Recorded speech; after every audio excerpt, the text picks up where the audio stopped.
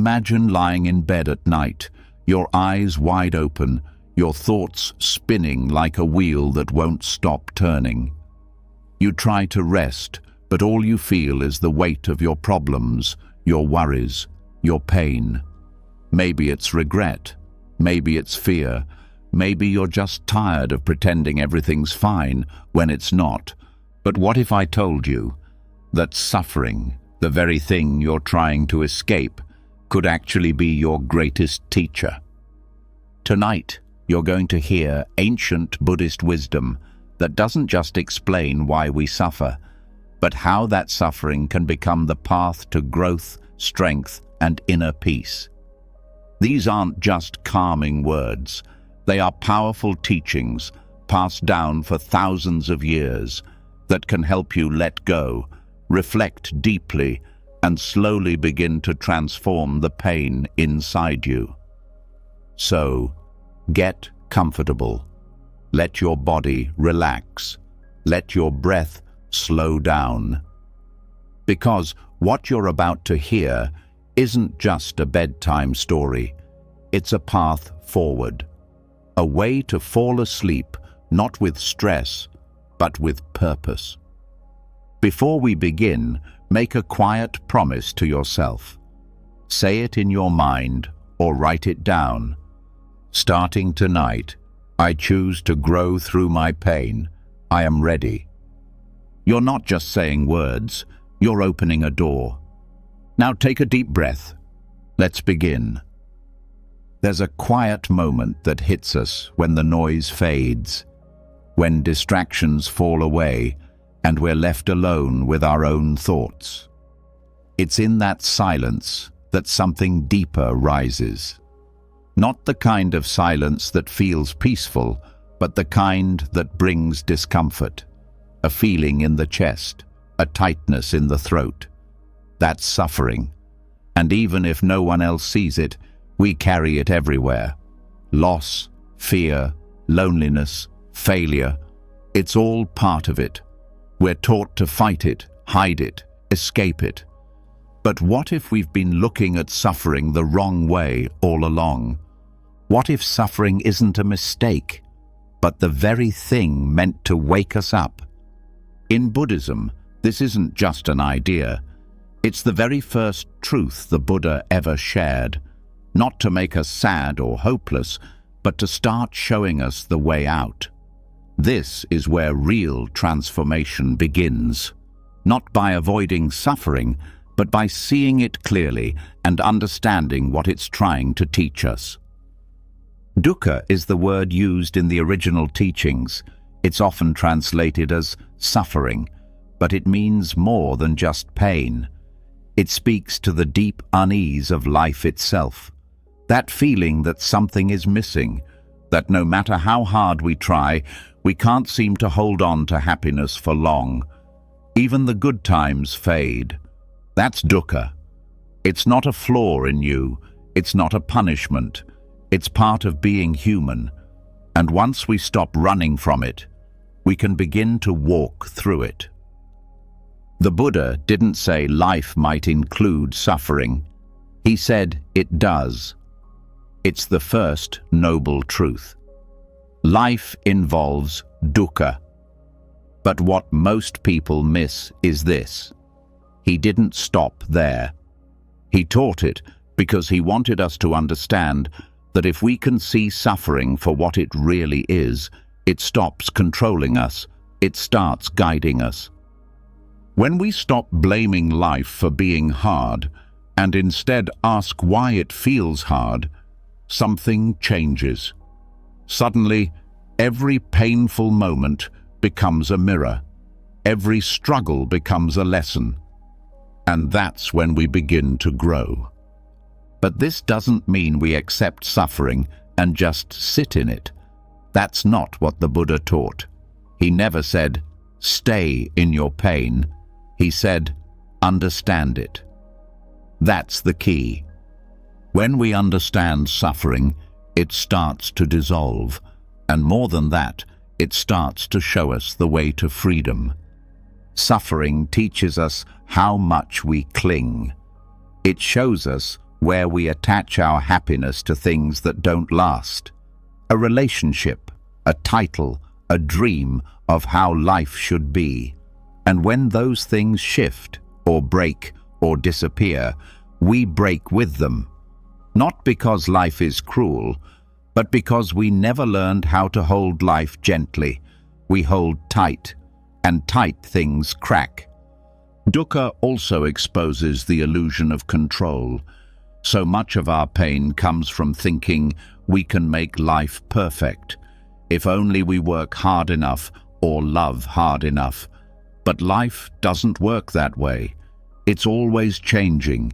People leave, bodies get sick, plans fail. The weather doesn't care how much we prepared, and so the more we demand control, the more life resists. That resistance is dukkha too. But again, it's not punishment. It's a signal. Like pain in the body tells you something's wrong, dukkha in the heart tells you something's misunderstood. It's your first teacher, not the one you wanted, but the one you needed. This teaching isn't meant to scare you. It's meant to wake you up to the truth that no one escapes pain. Not the rich, not the powerful, not even the ones who seem to have it all together. The question isn't if we'll suffer. The question is whether we'll grow from it or shrink because of it. And growth only starts when we look directly at dukkha, not with fear, but with curiosity. Why does this hurt? What am I holding on to? What was I expecting? What story am I telling myself? These questions aren't easy, but they're honest, and honesty is the first light in the dark. In Buddhist practice, we learn to stay present with pain, not because we like it, but because pretending it's not there only gives it more power. Suffering grows stronger when ignored, but when met with awareness, it softens. Not overnight, but slowly. It becomes something you can sit with, something you can understand, and then something you can learn from. The practice of mindfulness is deeply connected to this. When we sit quietly and simply observe our thoughts, we begin to see that most of our suffering isn't in the event itself. It's in our resistance to it. It's in the thought, this shouldn't be happening. It's in the fear that it'll never end, or the anger that it ever began. That's where the true weight lies. So when you watch your mind during suffering, you begin to notice that the pain is real, but the story around it is optional. The belief that I'm broken, or this means my life is ruined, that's not the pain, that's the second layer. That's the mind trying to explain or fix something it doesn't want to feel. The Buddha called this the second arrow. The first arrow is the pain. The second arrow is how we react to it. And most of the time, the second arrow is sharper than the first. But here's the good news. We can't always avoid the first arrow, but we can learn to stop shooting the second one. This is where suffering becomes sacred, because when we see it clearly, it transforms from something we run from into something that leads us deeper into ourselves, into a wisdom we didn't know we had, into a kind of clarity that can't be found in comfort. Think of every truly powerful person you admire, not because of their money or looks, but because of their depth, their calm, their wisdom. Almost every one of them has suffered. And not just suffered, but grown through it. That's not an accident, that's the path. Because suffering humbles us. It strips away the noise and leaves us raw. And in that rawness, the ego cracks. That part of us that wants to always be right, to always be strong, to never need help. That part weakens, and in its place something softer appears, something more honest, That's where compassion comes from. That's where real strength begins. So many people believe they have to hide their pain, or pretend to be okay, or rush to fix themselves. But what if you didn't have to? What if your suffering isn't something broken in you, but something opening? It opens your heart to the suffering of others. It opens your mind to what really matters. It opens your path to deeper truth. And once you've walked through suffering with awareness, you'll find that nothing can shake you the same way again. You'll still feel, but you won't fear your feelings. You'll still fall, but you'll know how to rise, not by force, but by wisdom. The first noble truth tells us that dukkha exists. It's here. But the second noble truth tells us where it comes from: attachment, craving, clinging. And the third truth tells us that it can end. The fourth gives us the path. So suffering isn't the whole story. It's the start of the story. It's the opening scene, not the final act. But if we never look at it, we never move forward. This is why the Buddha didn't offer quick fixes or magic answers. He offered a path, a way to walk through the fire, not to get burned, but to come out clearer, lighter, stronger. That path begins with accepting dukkha as the doorway, not the obstacle, the entry point, the signpost that says, right here, this is where your real journey begins. And when you can look at suffering and say, I see you, I don't like you, but I'm willing to learn from you, something shifts. Suddenly, the pain becomes less personal, less like an attack, more like a message, a deep, ancient message saying, wake up. That's the voice behind every heartbreak, every failure, every loss. And not to destroy you, but to pull you into truth, to bring you closer to the real you. Not the you shaped by the world, but the one beneath all that, the one who can sit in silence and not feel lost, the one who can feel pain and still know peace is possible. Because peace isn't the absence of suffering, it's the presence of understanding. And understanding begins when we let suffering teach us what comfort never could. So, as you lie in the quiet tonight, maybe still feeling the ache of your own story, know this: you're not alone, you're not broken, you're not weak, you're simply human, and you're waking up. That's what dukkha is for. When you begin to see suffering not as a failure, but as the beginning of something deeper, something shifts inside you. You stop asking, why me? And start leaning into a more powerful question: what now? That's where transformation really starts. Not when we fix what's broken, but when we begin to look at the brokenness itself with new eyes. The kind of eyes that don't flinch at cracks, but see the hidden gold in them. Some wounds never fully close. Some mistakes leave marks that don't fade with time. But maybe they're not meant to. Maybe they're meant to shine. The Buddhist view of karma helps us understand that our actions, intentions, and responses are constantly shaping our life. Not as punishment or reward, but as a reflection. Life gives back what we offer it, not always in the way we expect, but always in a way that carries meaning. Just like a bowl cracked and mended with gold, we are shaped not by staying untouched, but by how we heal. In Japanese art, there is an ancient practice called kintsugi. When a bowl breaks, instead of hiding the cracks, they fill them with gold. The flaw becomes the feature. The break becomes the beauty. and the item becomes more valuable not despite its history, but because of it. That's not just art. It's a mirror of karma itself.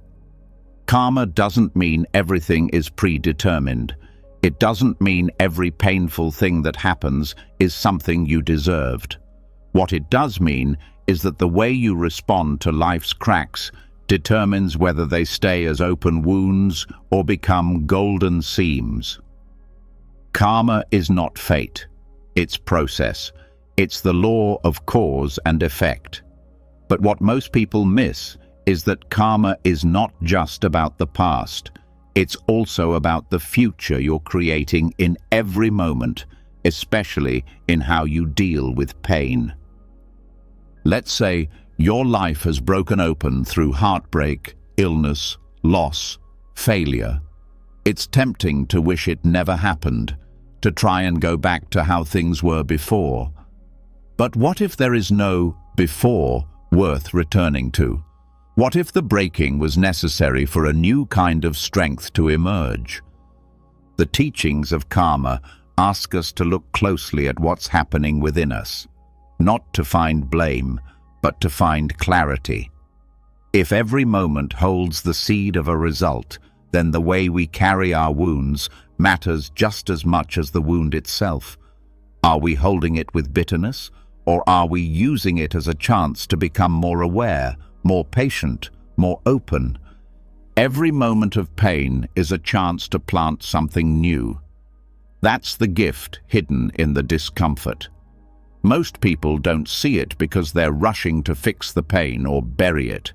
But the truth is, healing begins not when we push the pain away, but when we let it speak, and then choose what kind of energy we bring to it. A person who has suffered deeply can become either bitter or wise. The difference is not the event, it's how they meet it. Karma is shaped by intention, not just what you do, but the heart behind it. That's why two people can go through similar pain and come out with completely different energies. One becomes softer, kinder, deeper. The other becomes hard, guarded, angry. Karma flows in the direction of your response, and that's where kintsugi comes in. It's not about pretending the damage never happened. It's about honoring it. It's about saying, "This happened, I broke, but I didn't stay broken." You take your time. You mend carefully. And when the cracks begin to shine, it's not because you erased them. It's because you found the strength to live through them with grace. Most people misunderstand karma as some cosmic scorecard. But it's more intimate than that. It's the way your mind, your choices, your habits all come together to shape who you become. And pain, especially deep pain, reveals who we are under pressure. It uncovers the unconscious parts of us, the fears we've hidden, the beliefs we've never questioned. That's where the real work happens. You don't need to be perfect to live with good karma. You need to be conscious. You need to respond with care. You need to treat your suffering as a teacher, not an enemy. Because karma is built not just on what you do, but on the spirit in which you do it. You can do the right thing with the wrong energy and still feel empty. But when you act from a place of sincerity, even if it's small, it ripples. That's the gold being poured into the crack. One of the most powerful lessons from the Buddha's life is that he did not become awakened by avoiding suffering. He walked directly into it. He sat under the Bodhi tree and refused to run from discomfort. And from that, wisdom emerged. That's not just his story. It's a map for all of us. You will break. You may already feel broken. But that doesn't mean you're ruined. It means you're real. It means you're alive.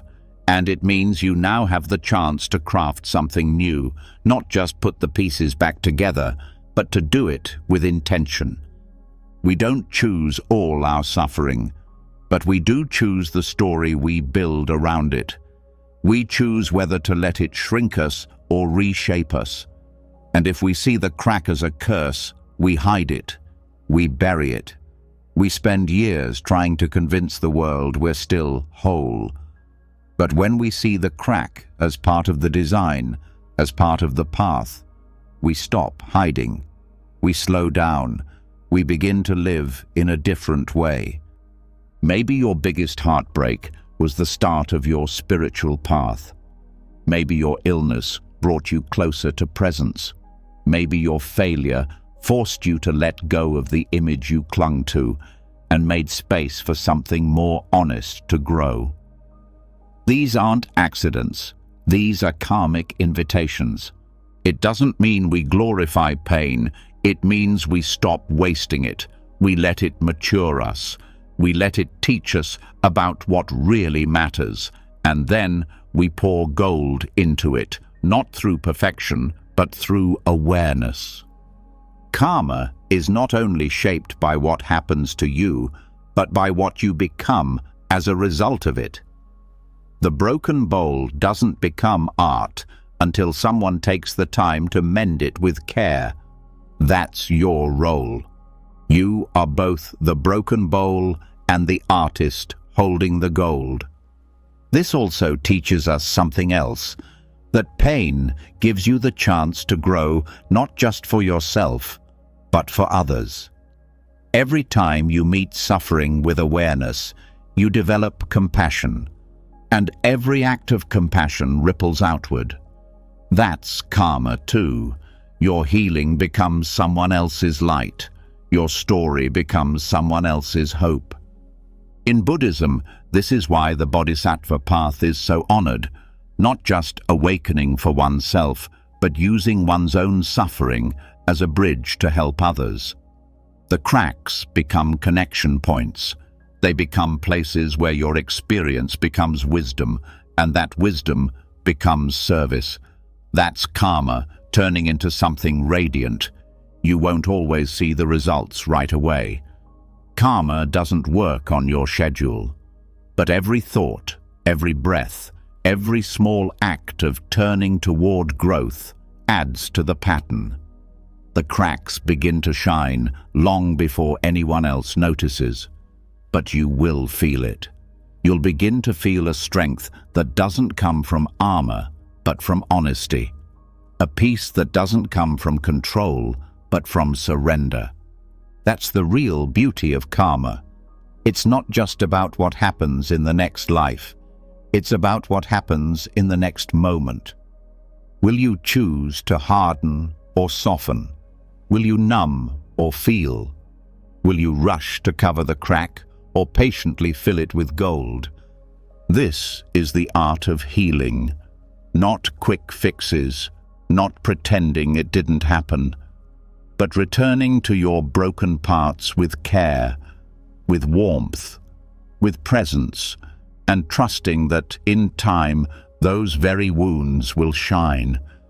And when they do, you'll see that the life you were trying to get back to was never meant to be returned to, because something more honest has begun, something more golden, not perfect, but real. And in the end, that's what shines the brightest. When we begin to honor our cracks, when we see that the places we once wanted to hide can be the very sources of light, something within us opens. We no longer chase perfection. We stop pretending we're untouched by life. Instead, we begin to walk forward with more awareness, with gentler eyes and steadier hands. But now that we've learned how to work with pain and karma, a deeper question arises. Why do we suffer in the first place? What pulls us into the same cycles, the same traps, again and again? The answer isn't always what we expect. It's not just pain itself. It's what we crave. It's what we refuse to let go of. It's what we think we need to be whole. This is where we meet Tanha, the Buddhist word for craving, thirst, longing. At first, the word might seem simple. Everyone wants something, right? A better job, more love, peace of mind, freedom from anxiety. Wanting is normal. But in the Buddhist teachings, Tanha isn't just desire. It's the kind of wanting that binds us, the kind that builds prisons inside us without us even knowing. Tanha reveals itself quietly. It can wear many masks: ambition, romance, achievement, even spiritual progress. But underneath it all is the same pull. If I can just get this, then I'll be happy. But that moment of having is always followed by the fear of losing, or worse, by the disappointment that it didn't fix what we thought it would. And so, the cycle begins again. Understanding Tanha isn't about judging ourselves for wanting. It's about looking closely at what that wanting says about us. It's not always the desire that causes the suffering. It's the clinging to the desire. The belief that we cannot be okay until we have it. And more deeply, it's the belief that we are not enough as we are. This is why craving is not just a cause of suffering, but a mirror. It shows us exactly where we feel empty, where we believe something is missing. And often, those cravings point to something we haven't fully seen in ourselves. Not because we're broken, but because we're human. Because somewhere along the way, we were taught that our worth had to be earned. Tanha shows up in small ways, like restlessness when things are too quiet, or frustration when someone doesn't meet our expectations. It also shows up in deeper habits, like staying in relationships that drain us because we fear being alone, or chasing constant approval because we never learned how to approve of ourselves. When we track these cravings to their root, we begin to see what we're really holding on to. Sometimes it's an image of who we think we should be. Sometimes it's a story about what life owes us. Sometimes it's just the hope that something, anything, will finally make us feel at peace. The key is not to fight the craving, but to study it. Craving is a compass. It points directly to the places in ourselves we don't trust yet, where we haven't yet made peace.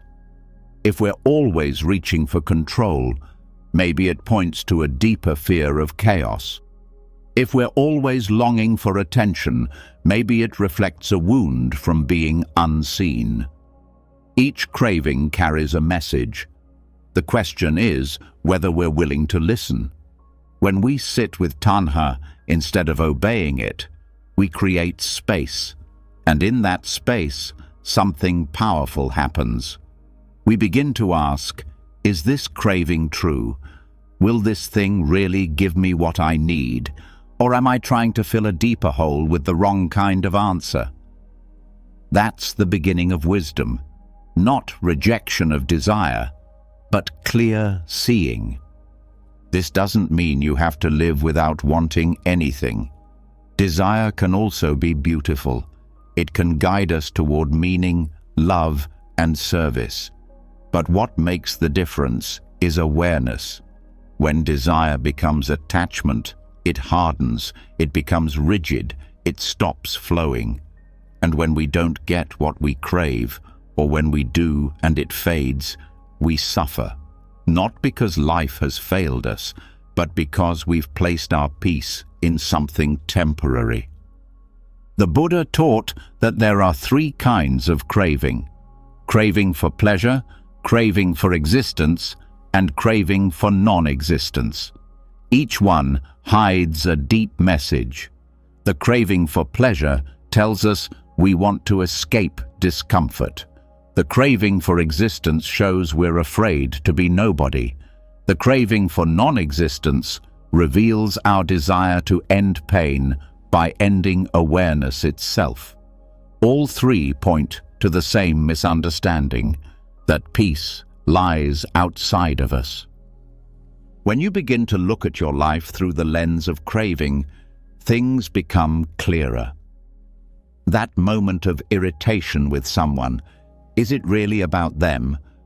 Or is it a craving for control, for recognition, for being seen in a certain way? That feeling of emptiness after success.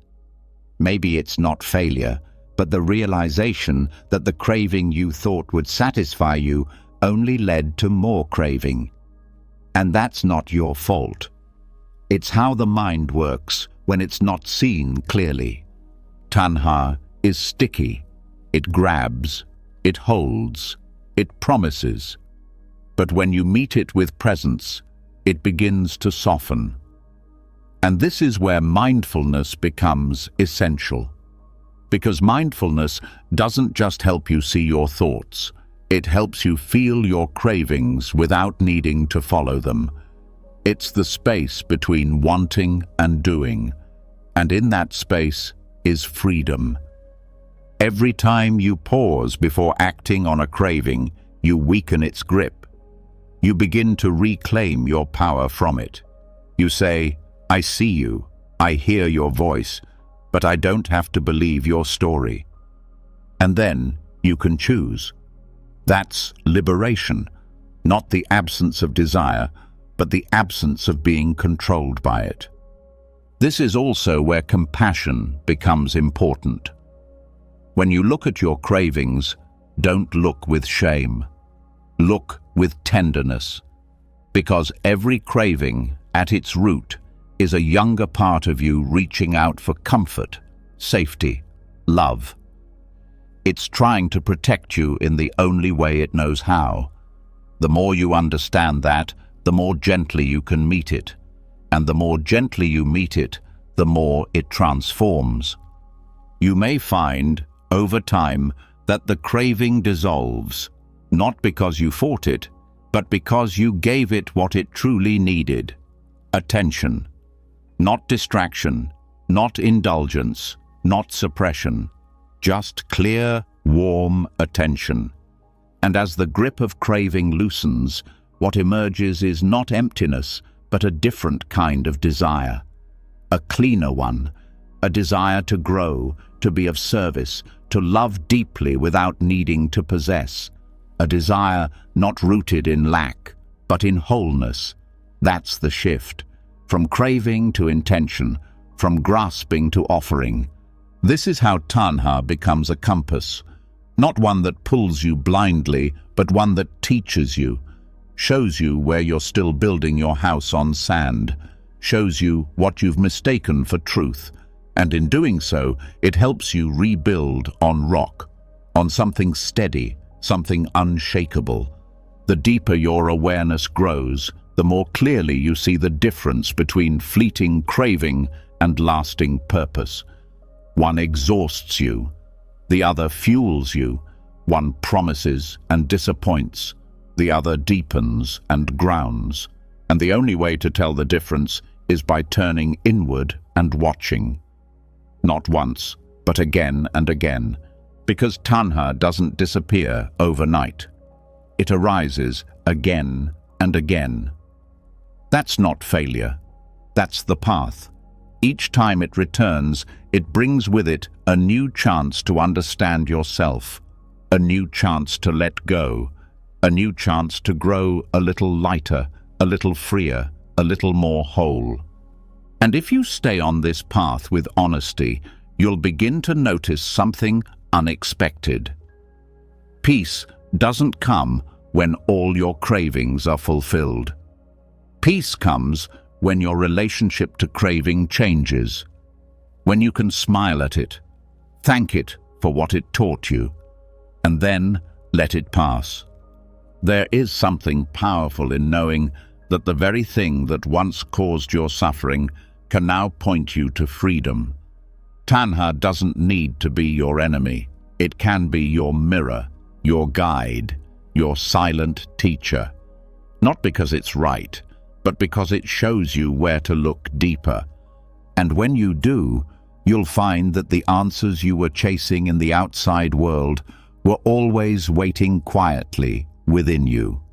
Not in the next achievement, not in the next relationship, but right here, in this breath, in this moment, in this soft and steady choice to meet life without clinging. That's where the path turns. That's where freedom begins. When craving loosens its grip, a quiet clarity begins to form. You notice how much energy was spent chasing what never really brought lasting peace. You feel a shift, not dramatic, but undeniable. A new kind of space opens up within you, one where you can finally pause, breathe, and respond rather than react. And it's in that stillness that another question rises. If letting go frees us, what do we do with the pain that still remains? Letting go of craving doesn't erase the hurt. Even after insight, life still delivers its share of difficulty. Loss still cuts. Illness still arrives. Words still wound. So then, how do we live with the pain that we cannot avoid? How do we carry it without letting it close our hearts? In the Buddha's teaching, this question is answered through a powerful metaphor known as the parable of the arrow. It begins with a simple truth. Pain in life is unavoidable. This is the first arrow. It strikes when something goes wrong, an injury, a breakup, a loss, a betrayal. It hurts. It's raw. It's real. But then, almost immediately, something else happens. We react. We start to spin stories, blame ourselves, resist the pain, fear it, relive it. That's the second arrow. And while the first is part of life, the second is something we fire at ourselves. This second arrow is where most of our suffering lives. Not in the pain itself, but in the way we relate to it. It's the anger about being hurt, the shame about feeling weak, the fear that it will last forever. It's the mental loop that repeats the wound 1,000 times after the event has passed. And unlike the first arrow, which we often cannot control, the second one is something we can learn to stop. Understanding this changes everything. Because now we're not helpless in our suffering. We have a choice. Pain arrives, but what we do next is where our power begins. When we bring awareness to the second arrow, we begin to see how much pain we create through resistance. We don't just feel sadness, we judge ourselves for feeling sad. We don't just feel fear, we label it as weakness. We don't just feel loss, we replay everything we could have done differently. This mental layering is where suffering multiplies. The practice, then, is to meet the first arrow with presence, not panic. To feel what's there, grief, anger, disappointment, but to hold it without the story that makes it worse. This isn't the same as numbing out. It's the opposite. It's staying with the pain, breathing with it, allowing it to move through the body without attaching more to it. This kind of awareness takes training. It's why meditation exists, not just as a relaxation technique, but as a way to build the muscle of attention. When we sit with whatever arises, without pushing or clinging, we start to see how thoughts come and go. We see how pain pulses in waves, not as a solid wall. We begin to notice that we don't have to become the pain. We can witness it, gently, with space around it. That space is where transformation happens. When you can hold pain without adding to it, something else begins to rise. Clarity. You see more deeply into the nature of life. You realize that impermanence isn't just a concept, it's your direct experience. The moment of pain doesn't last. The sharpness softens. And even while it's still there, your relationship to it changes. It no longer defines you. It becomes part of your growth. Pain, when held with awareness, becomes a doorway to purpose. Not the kind of purpose that ignores hardship, but one that is shaped by it. You realize that your pain has taught you patience, that it has humbled you, that it has deepened your compassion, and these qualities, earned through presence, not avoidance, become the very tools that help you support others. This is where the personal becomes universal. When we stop shooting the second arrow, we begin to heal, and in that healing, we develop a strength that is quiet but unshakable. It's the kind of strength that allows you to sit with someone else's suffering, not to fix it, but to be with them in it, to hold space, because you've learned to hold it for yourself. Transforming pain into purpose doesn't mean you go searching for suffering. It means that when it comes, and it will, you meet it with a willingness to listen. What is this pain showing me? Where is it pointing? What illusion is it burning away? Sometimes the answer is simple. It's teaching you to slow down, to rest, to let go. Other times, it's deeper. It's revealing a truth you didn't want to face, or forcing you to release an identity that no longer fits. Either way, the pain becomes meaningful, not because you forced it to be, but because you stayed with it long enough to learn. One of the most powerful things about this teaching is that it puts the tools back in your hands. It doesn't tell you that you'll never hurt again. It doesn't promise constant happiness, but it does promise that with awareness, you won't be overwhelmed by your pain. You won't drown in it. You'll learn how to hold it, to learn from it, and eventually to rise from it. This is where mindfulness and compassion meet. Because the more you understand your own second arrows, the less you shoot them at others. You begin to see that everyone is carrying something. Everyone is reacting to some old wound, some fresh ache. And instead of adding judgment or impatience, you start to offer space. You become more gentle, not out of weakness, but out of wisdom. This shift changes how we show up in the world. Instead of reacting from pain, we begin to respond from presence. Instead of adding to the noise, we offer calm. And slowly, this becomes not just a personal practice, but a way of living. You begin to carry your experiences differently. You stop seeing yourself as someone who was broken by life, and instead as someone shaped by it, honed, refined, deepened. Not perfect, not without scars, but awake, open, steady. In this light, the second arrow isn't just something to avoid, it's a signal to come back to presence. Every time you notice yourself spiraling, catastrophizing, blaming, shaming, that's a sign. That's your opportunity, not to suppress the pain, but to come back to the first arrow and meet it with truth. Because the first arrow holds the lesson, the second hides it. The more clearly you can feel the difference, the more free you become. Not because life has stopped hurting, but because you've stopped believing the mind's fearful story about the hurt. You've stepped into a larger awareness, one that can feel deeply and still remain grounded. This groundedness is what transforms pain into purpose. It's not a grand mission or a perfect outcome.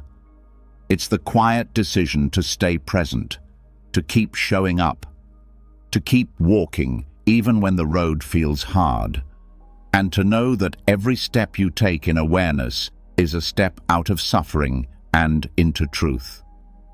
Over time, the wounds you've carried become part of your wisdom. You no longer see them as marks of failure, you see them as reminders. They show you how far you've come. They remind you that even in your darkest moments, something within you remained, something steady, something alive.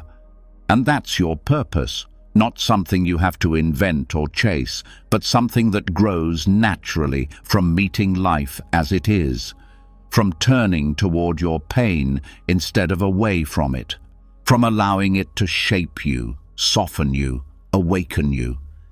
This is what the Buddha offered, not an escape, but a path that begins with suffering, but does not end there.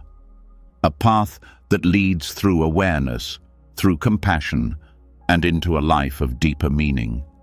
So the next time pain arrives, don't rush to escape it. Pause, breathe, feel, and listen. The first arrow may still hurt, but you don't need to fire the second. You've learned another way. When pain is met with presence, it stops being something we run from and becomes something we learn from. In that shift, a new kind of strength is born, one that isn't about being untouched by life, but about being able to stay open through it. The more we understand our own suffering, the more we begin to recognize it in others, not just as a distant idea, but as a shared experience. You begin to notice the weight behind someone's eyes, the pause in their voice, the quiet grief sitting beneath a smile. And something within you stirs, not pity, but a wish to help. A desire not just to heal yourself, but to ease the pain around you. This is where personal transformation begins to expand beyond the self. The path that started with your own wounds becomes a bridge into the lives of others. This bridge is not built with grand gestures or perfect words. It's built with attention, empathy, and the sincere willingness to walk beside another through their suffering. In Buddhism, this is the heart of the Bodhisattva vow, a promise to keep showing up for others, even as you continue your own work of awakening. A bodhisattva is not a distant ideal or a mythical figure. It is anyone who chooses to turn their own growth into service. Not because they've reached the end of the path, but because they understand that we do not walk it alone. The bodhisattva sees suffering not only as something to overcome, but as a doorway into compassion. And through that compassion, pain is transformed. This vow to serve others is not a burden. It is a kind of freedom, because when you stop focusing only on your own pain and begin to hold space for the pain of others, your own suffering softens, not because it disappears, but because it no longer isolates you. It becomes part of a shared human experience, a common language, and in that space of shared understanding, you find meaning. The bodhisattva doesn't wait until they feel perfect. They begin right where they are, with their confusion, their fear, their heartbreak. These become tools for connection. Every scar becomes a point of empathy. Every lesson becomes something that can help someone else. This is the alchemy of suffering. It turns personal pain into collective healing. And this transformation isn't loud or dramatic. It can be as simple as listening without judgment, holding someone's hand without offering advice, staying present when everything in you wants to retreat. These are acts of service that arise from deep inner work. They don't fix the world, but they shift the energy around you, and sometimes that's all someone needs, to feel less alone. The Bodhisattva vow reminds us that awakening isn't only personal. The goal isn't just your peace, but the peace of all beings. This is what makes the path deeper, fuller. When your actions become rooted in this wider vision, even small choices become powerful. The way you speak, the way you move through the world, the way you respond to others, it all becomes part of your practice. This doesn't mean ignoring your needs or bypassing your own healing. It means recognizing that in healing yourself, you create the capacity to hold more for others. That the work you do on your own heart is not separate from the work you offer the world. The more you understand your own patterns, your own pain, the more clearly you can meet others without fear or judgment. And this doesn't require you to be a teacher or a leader. It simply asks you to stay open, to let your compassion extend beyond your personal story, to act with kindness even when no one is watching, to choose presence when it would be easier to turn away. True compassion isn't about fixing, it's about being with. It's about meeting others where they are and saying, without words, I see you, I feel this too, you're not alone. That moment of connection can be more healing than any solution. It reminds both of you that something deeper holds you, something beyond the story, beyond the pain. This is not an easy path. It asks for patience, humility, and a willingness to feel deeply. It will stretch your heart. It will test your resolve. But in return, it offers a kind of richness that nothing else can. A life that is not only full, but meaningful. A life that knows its strength, not by how much it has avoided pain, but by how gently it holds the pain of others. And here's the paradox. The more you give in this way, the more you are given. Compassion is not a limited resource. It grows through use. Every act of care strengthens it. Every moment of presence deepens it. And over time, you begin to feel less afraid of suffering, not because it's gone, but because it no longer separates you from life. It connects you to it. This connection is what heals, not from the outside in, but from the inside out. You stop seeing yourself as separate from others. You start to recognize that every being, in their own way, is carrying something. That behind every action, pleasant or unpleasant, is a history, a hurt, a hope. This vision softens your judgments.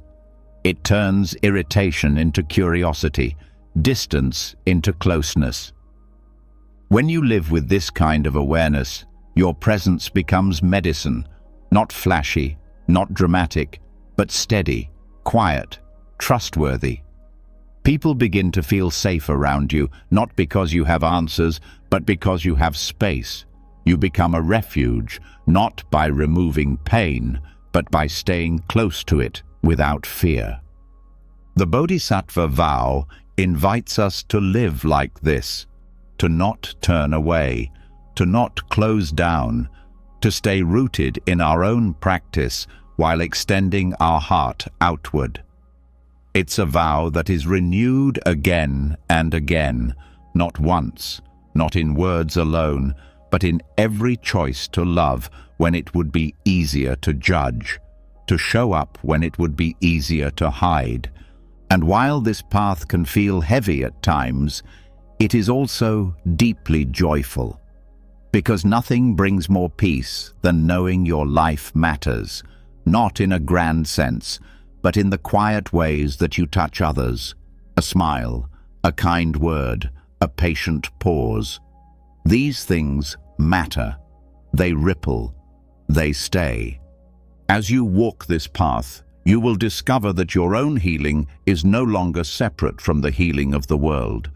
That when you comfort a friend, you also comfort something in yourself. That when you forgive someone else, a part of your own heart softens. This is the web of interbeing. This is the depth of the Bodhisattva path. And it doesn't end. The vow is infinite, not because it can be completed, but because love has no finish line. Each act of compassion leads to another. Each moment of connection builds a bridge, and slowly, suffering becomes not just something to survive, but something that teaches you how to serve. In this way, your life becomes the vow, your breath becomes the offering, your presence becomes the teaching. And the world, still full of suffering, begins to shift. Not because pain is gone, but because someone, somewhere, is willing to hold it with love. Compassion strengthens us, but the work of holding pain for ourselves and others eventually brings us face to face with something far more subtle, more difficult to name. Not external suffering, but the internal forces that quietly sabotage our path. After we commit to awakening, something strange often happens. Resistance grows louder, doubt appears, anger flares up, old habits return. Even when our intentions are clear, a shadow rises. This is where many turn back. But what if this resistance isn't the end of the road? What if it's the doorway to deeper truth? In the Buddhist tradition, this shadow has a name, Mara. He is not just a myth or a symbol of evil. He is every internal force that tries to pull us away from awareness. Mara is desire that whispers empty promises. Mara is fear dressed as caution. He is the voice of, "You're not good enough. This is pointless. Why bother?" But Mara is also something else, a teacher. One we usually don't want, but one we deeply need. The Buddha's final confrontation with Mara happened not through battle, but through presence. As the story goes, Mara approached the Buddha repeatedly through temptation, fear, distraction, and pride. Each time, the Buddha responded not with violence or escape, but with calm recognition. "I see you, Mara." These words are not rejection, they are clarity. That is the key to transforming Mara, from enemy into mentor. Mara appears most often when we are close to real change. Right before insight, fear creeps in. Right after compassion, anger resurfaces. This is not failure, it is the nature of the path. When you start to clear away confusion, the parts of you that relied on that confusion resist. They feel threatened. Mara comes as a protector of the false self, the part of us built on old stories and survival strategies. So when he appears, it is not a sign to stop, but a sign that something important is being revealed. Meeting Mara requires honesty. Not the kind that performs, but the kind that quietly admits, "This is hard. I want to run. I want to give up. I want to numb out." Naming what arises doesn't make it stronger. It makes you stronger. Because what is named can be worked with. What is hidden controls you. What is seen can be understood. This is why meditation is such a powerful tool in working with inner demons. When you sit and watch your mind without judgment, Mara shows up. Doubt may whisper that you're wasting your time. Restlessness may try to convince you to check your phone, your email, anything but stay. Boredom may dull your senses. Each of these is a form of Mara. Each one is a test, not of your willpower, but of your clarity. When you don't run, when you sit and stay with what arises, you begin to notice patterns. You see that Mara's voice is repetitive. It follows familiar scripts. It uses the same tricks again and again. But now you're watching. You're no longer inside the reaction. You are observing it. And in that moment, the power begins to shift. Mara cannot survive the light of attention. Sometimes Mara shows up not as thought, but as feeling, a deep unease, a tightness in the chest, a wave of shame or regret. These are not distractions from the path. They are the path. Because inside every uncomfortable feeling is a lesson, an old story ready to be questioned, a wound ready to be met, a habit ready to be released. What transforms Mara into a teacher is our willingness to stay, to listen, to learn. When you say, "I see you, Mara," you are not just naming fear. You are stepping into wisdom. You are practicing what the Buddha modeled under the Bodhi tree, equanimity in the face of disturbance. This practice is not about perfection. Mara doesn't disappear after one confrontation. He returns, again and again. But each time he does, your relationship with him changes. At first, he feels like a threat. Later, he becomes familiar. Eventually, he becomes a guide. His presence tells you where your work still lies. For example, if Mara appears as self-doubt every time you move toward your calling, maybe he is pointing to a deeper fear of visibility, a fear of being seen and judged. That fear is not the enemy. It is the doorway. Walk through it, and you find greater freedom on the other side. If Mara shows up as irritation in your relationships, perhaps he is revealing a hidden need for control, a part of you that struggles when others don't act the way you want them to. Again, this isn't shameful. It's a signal. The practice is to notice, to reflect, and to ask, what is this really about? Each time you meet Mara with this kind of attention, you gain insight, not abstract ideas, but real-life understanding. You see how suffering is maintained not by events, but by reactions. You realize that what you called my personality may actually be a set of old strategies, and you begin to feel the spaciousness that comes when those strategies loosen. This is spiritual maturity, not the absence of struggle, but the capacity to face struggle with openness. To use everything, even resistance, as fuel for growth. To welcome the uncomfortable parts of your psyche as invitations to go deeper. In time, Mara stops feeling like an enemy and starts to feel like a mirror. He shows you your unfinished work. He reflects the parts of yourself you've avoided, and in doing so, he sharpens your awareness. Every time you turn toward him, you cultivate courage, and that courage becomes your foundation. This kind of inner strength is not loud, it's quiet. It's the strength of sitting with discomfort without needing to fix it, the strength of telling the truth to yourself, the strength of choosing presence when escape would be easier. And as you grow in this way, you stop fearing Mara's return. You stop hoping for a life without disturbance. Instead, you begin to trust yourself to meet whatever arises. This is the turning point. When your path is no longer about avoiding difficulty, but about learning from it. When the demons you feared become the teachers you bow to. There's a strange kind of peace that comes from this.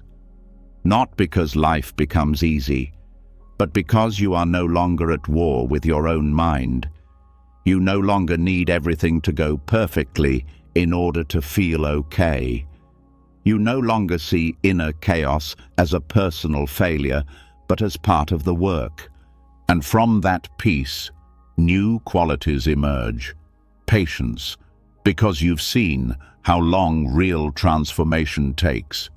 Humility, because you know how many times you've fallen and gotten up. Compassion, because you understand what it takes to face yourself. These are the gifts Mara leaves behind when he departs. Not scars, but strengths. Not shame, but understanding. Every visit becomes a teaching. Every teaching becomes a layer of wisdom, and that wisdom becomes your guide. So the next time resistance rises, or fear whispers, or self-doubt knocks, pause. Listen. Don't turn away. Don't believe the voice blindly, but don't fight it either. Just say, "I see you, Mara." And then sit down with him. Watch him carefully. Let him speak. And then ask him what he's here to teach you. Because hidden in every disturbance is a thread of insight, a path you haven't walked yet, a truth waiting to be seen. And the ones who walk this path fully, with eyes wide open, know that even the darkest voices can lead to the brightest light, if you know how to listen. When Mara leaves, he doesn't take the fire with him. He only reveals where it's burning brightest. The internal battles might pause, but the deeper truth remains. The mind still clings. Even after the storm of fear passes, there's still the daily trance we fall into. The belief that comfort will last, that life can be controlled, that this moment isn't enough unless it looks exactly as we want. And yet, just beneath the surface of this chase is an uncomfortable truth. Something about life still feels unstable, unsatisfying, uncertain. This is the illusion Mara distracts us from. But there's another teaching that pulls back the veil even more clearly. The burning house. In the Lotus Sutra, the Buddha offers a striking parable. A father sees his children playing inside a house that has caught fire. They're so absorbed in their games that they don't notice the danger. He calls out to them, warns them, pleads with them, but they don't listen. They're too distracted by their toys. So the father uses a skillful means. He tells them that there are even better toys outside. Curious and excited, the children run out and are saved. This story is not about literal fire or literal toys. It's a metaphor for samsara, the endless cycle of birth and death, craving and clinging, pleasure and pain. The house is our ordinary life, filled with attachments and habits that keep us distracted. The fire is suffering, already burning the structure we cling to. The children are all of us, absorbed in our temporary pleasures, too caught up in our personal dramas to see that the ground beneath us is unstable. The first time this teaching is heard, it can sound harsh. Why call life a burning house? Why describe joy, love, and beauty as distractions? But the Buddha's point isn't that life has no beauty. It's that beauty is fragile when it's attached to illusion. The problem isn't pleasure itself. It's our refusal to see that even joy arises and passes. That nothing, not even the things we cherish, are outside the law of impermanence. The fire in the house is not sent to punish us. It is a wake-up call. Suffering burns through what is false. It reveals the layers of clinging we thought were part of our identity. When something we depend on is taken away, a job, a relationship, health. What's really lost isn't just the thing itself, but the illusion of control. The fire exposes that illusion, and in the heat of that moment, something deeper can be seen.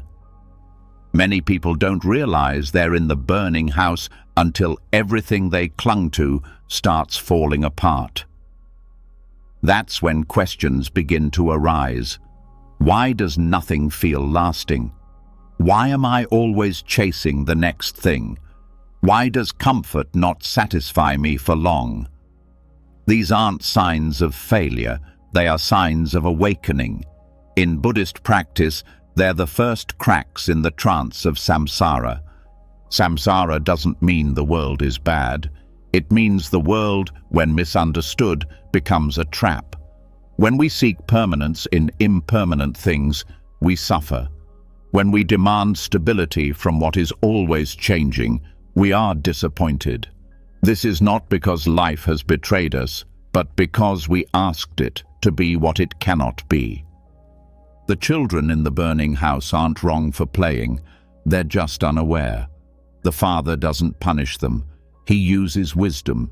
He speaks their language. This is what the Buddha called upaya, or skillful means. He meets people where they are, not where they should be. And then he shows them a way out, not by shame or force, but by redirecting their attention. In this story, the Buddha isn't asking us to reject the world. He's asking us to see it clearly, to see the games we play, the comforts we chase, and ask, is this really freedom, or is it just distraction dressed up as fulfillment? Waking up from samsara doesn't mean leaving the world. It means moving through the world with awareness. It means understanding that everything we love is temporary, not to make us fearful, but to make us present. The moment becomes more sacred, not less, when we stop clinging to it. Suffering, when seen through this lens, becomes the turning point. It stops being a curse and becomes a kind of wisdom. It burns away the ideas we thought would save us. It shows us that no relationship, no possession, no status can hold us forever. And in that seeing, something quieter, more stable, begins to grow, a kind of inner stillness that doesn't depend on circumstances. This stillness isn't apathy. It's intimacy with reality. It's the ability to be fully in life without being fooled by its illusions. When you understand that the house is burning, you don't stop loving. You just stop building your identity on what's already turning to ash. And from that clarity, a different kind of compassion emerges. You see others still inside the house, still distracted by the next goal, the next escape, the next comfort. You don't judge them. You remember being them. You know how convincing the dream can be. But now you see the fire and you want to help them see it too, not to take away their joy, but to show them a deeper joy, one not built on craving, but on freedom. This freedom is not outside of life. It is in how you relate to life. When you stop grasping, life softens. When you let go of control, the moment opens, and the fire that once threatened to destroy you becomes the very thing that burned away your chains. The Burning House Sutra doesn't ask you to be cold or detached. It asks you to be brave enough to see the truth, to understand that clinging to what cannot last only deepens your pain, and to know that freedom doesn't come from what you hold, but from how you hold it. This clarity is not philosophical, it's lived. It's felt in how you sit with discomfort, how you speak to others, how you respond when things don't go your way. It's not about having no preferences. It's about not being owned by them. It's about knowing that joy is real, but it's not the goal. The goal is liberation. Joy arises along the way, but it is not the foundation. The foundation is wisdom, the kind of wisdom that sees clearly, acts compassionately, and stays awake even when it would be easier to sleep. This is the path out of the burning house, not through escape, but through awakening. So the next time suffering touches your life, ask yourself, not just, how do I stop this? But, what is this revealing? What illusion is being burned away? What truth is asking to be seen? The fire is not here to punish, it is here to reveal. And if you stay with it, without turning away, it will show you the way out. Not out of life, but out of confusion, out of grasping, into freedom. This is the promise of the path. Not that life will stop burning, but that you will stop mistaking the fire for your home.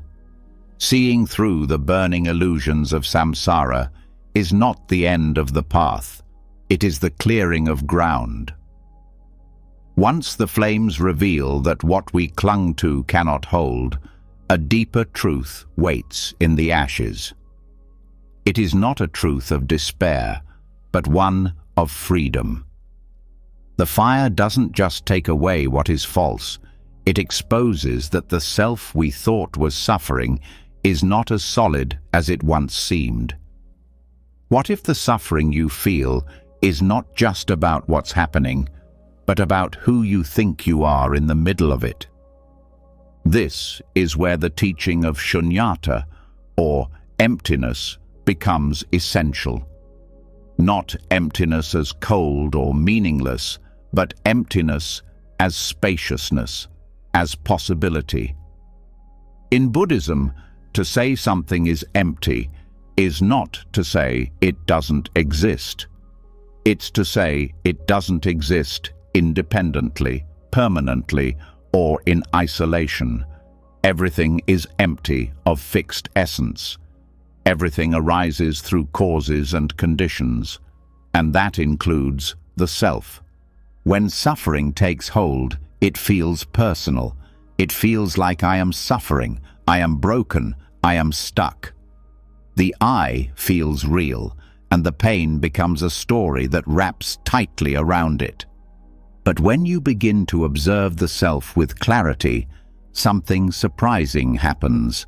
That I begins to dissolve, not into nothing, but into something more fluid.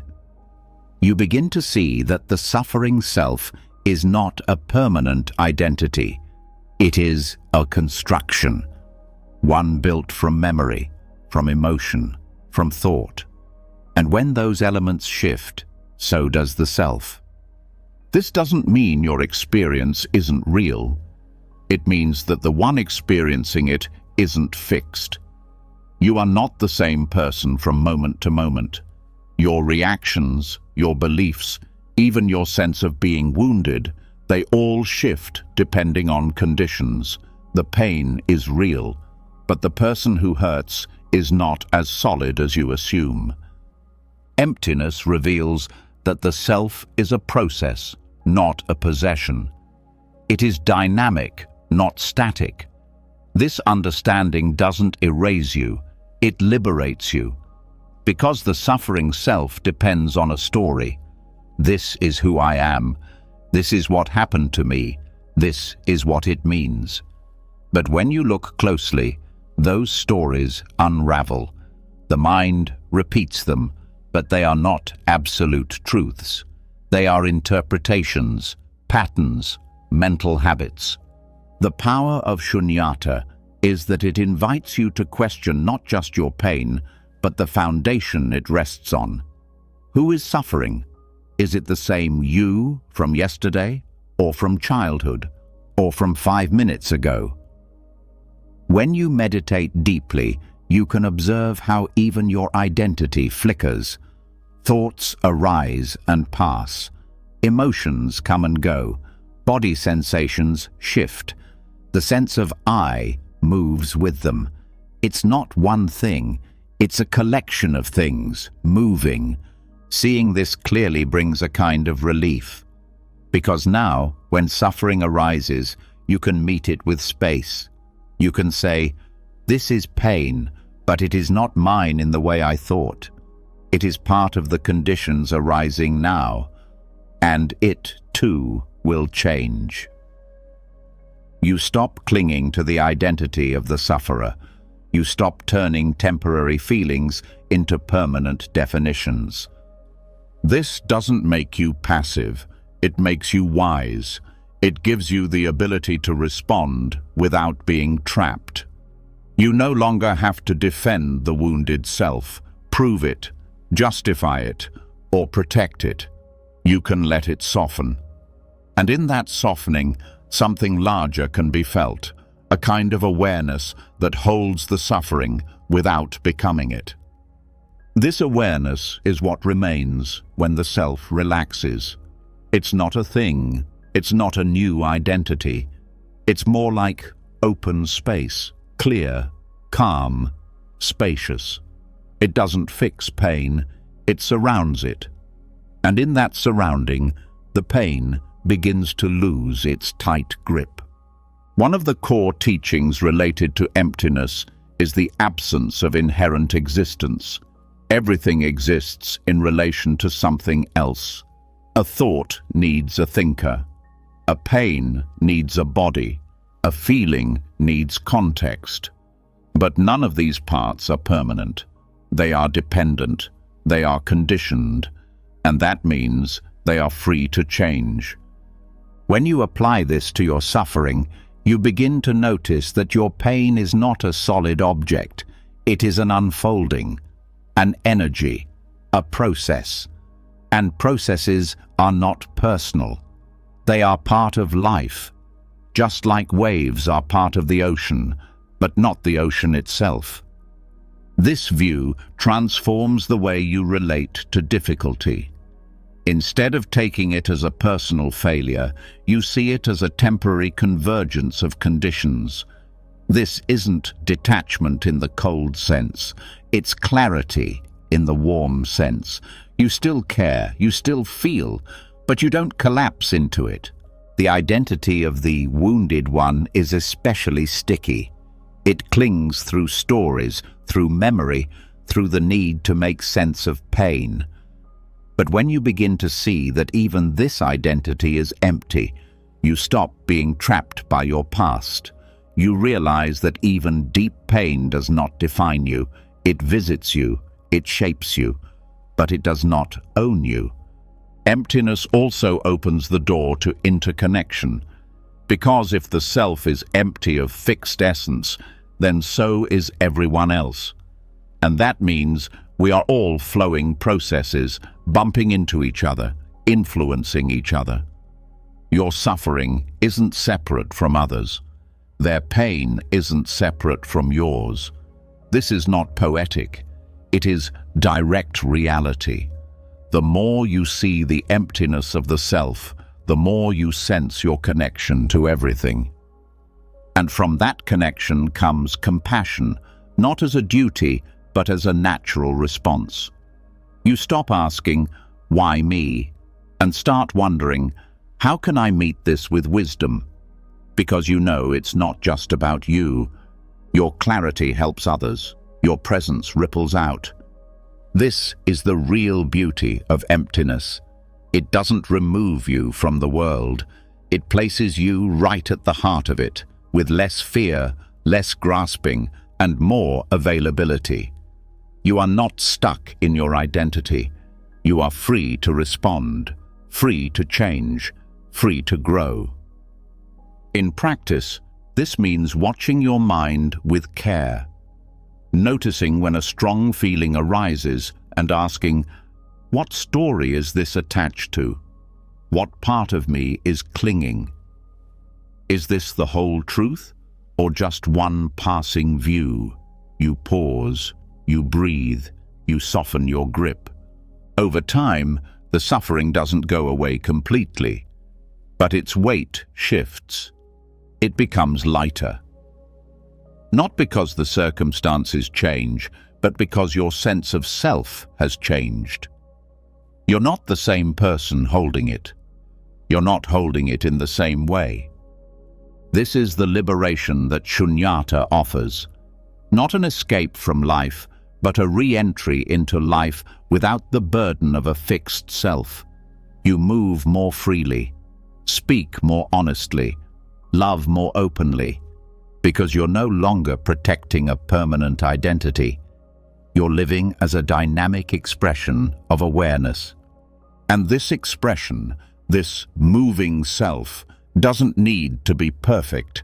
It just needs to be real, present, willing to be shaped by life rather than trying to control it, willing to meet each moment without defending the past or fearing the future. In this space, even suffering becomes part of the dance. Not something to resist, but something to witness, to learn from, to move with. The pain doesn't define you. The identity doesn't trap you. The story doesn't freeze you. You are not the one who suffers. You are the space in which suffering arises and fades. Hold that truth gently. Let it settle. Let it move through you, not as a belief, but as an experience. And when it does, you may find that the freedom you've been seeking was never far. It was only hidden behind the illusion of solidity. Emptiness reveals the illusion. And in the absence of that illusion, suffering loses its deepest hook. Not because it disappears, but because the you who clung to it no longer feels the need to hold on. When the illusion of a fixed self begins to dissolve, what remains is not emptiness as absence, but emptiness as space, space that is alive, responsive, and deeply aware. In that openness, words often begin to lose their edge. Explanation feels too small, labels feel incomplete. The desire to speak, to wrap everything in meaning, starts to fall away. Something deeper is calling, not louder, but quieter. A kind of knowing that does not arise from thinking, but from listening. A listening so still, so present, that it becomes its own kind of truth. This is where silence enters, not as the absence of sound, but as the presence of depth. When we are wounded, our first instinct is often to speak, to explain, to vent, to analyze the pain into something we can control. And sometimes that helps. But eventually, there comes a moment when words no longer heal, they only circle. And when that moment comes, the most powerful act is not to say more, but to say nothing at all. Noble silence in the Buddhist tradition is not a refusal to speak. It is a commitment to listen more deeply, to what is beyond words, beyond stories, beyond the constructed self. It is an invitation to sit with suffering without interpreting it, without shaping it into a narrative, not because the pain doesn't matter, but because the mind's effort to explain it can sometimes trap it in place. When you sit in silence with suffering, the pain shifts. It no longer needs to perform. It no longer seeks an audience. It can simply be, and in being, it softens, not because it has been solved, but because it has been allowed, because it has been given space to breathe. This kind of silence does not come naturally. Most of us are taught that silence means disconnection or repression, that speaking is how we heal. And there is truth in that, up to a point. But healing is not only found in expression. Sometimes it waits in the quiet, in the spaces between words, in the stillness where nothing is pushed away or pulled closer, in the pause where we stop trying to fix and begin to simply feel. This feeling is not passive. It is full attention. It is sitting with the body and noticing how sorrow moves, noticing how it rises in the chest, how it pulses behind the eyes, how it contracts the belly, and doing nothing about it, not distracting, not numbing, not reacting, just staying. This is noble silence, the silence that says, I will not abandon you, even if I do not understand you. In this way, silence becomes companionship.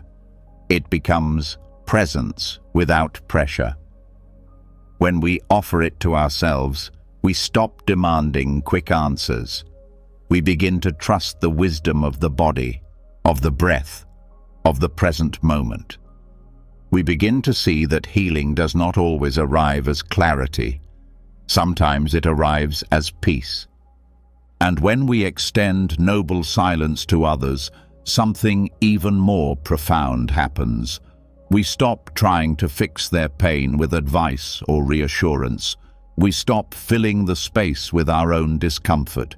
We simply sit with them, quietly, without needing to change anything. That silence speaks louder than any words. It says, "You are safe here.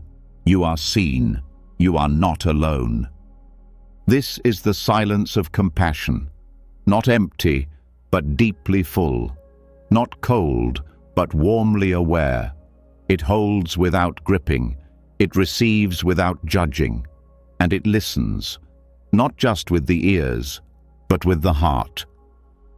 There are moments in meditation when this silence becomes tangible, when the thoughts settle, when the mind stops chasing, and what remains is just this breath, this heartbeat, this presence.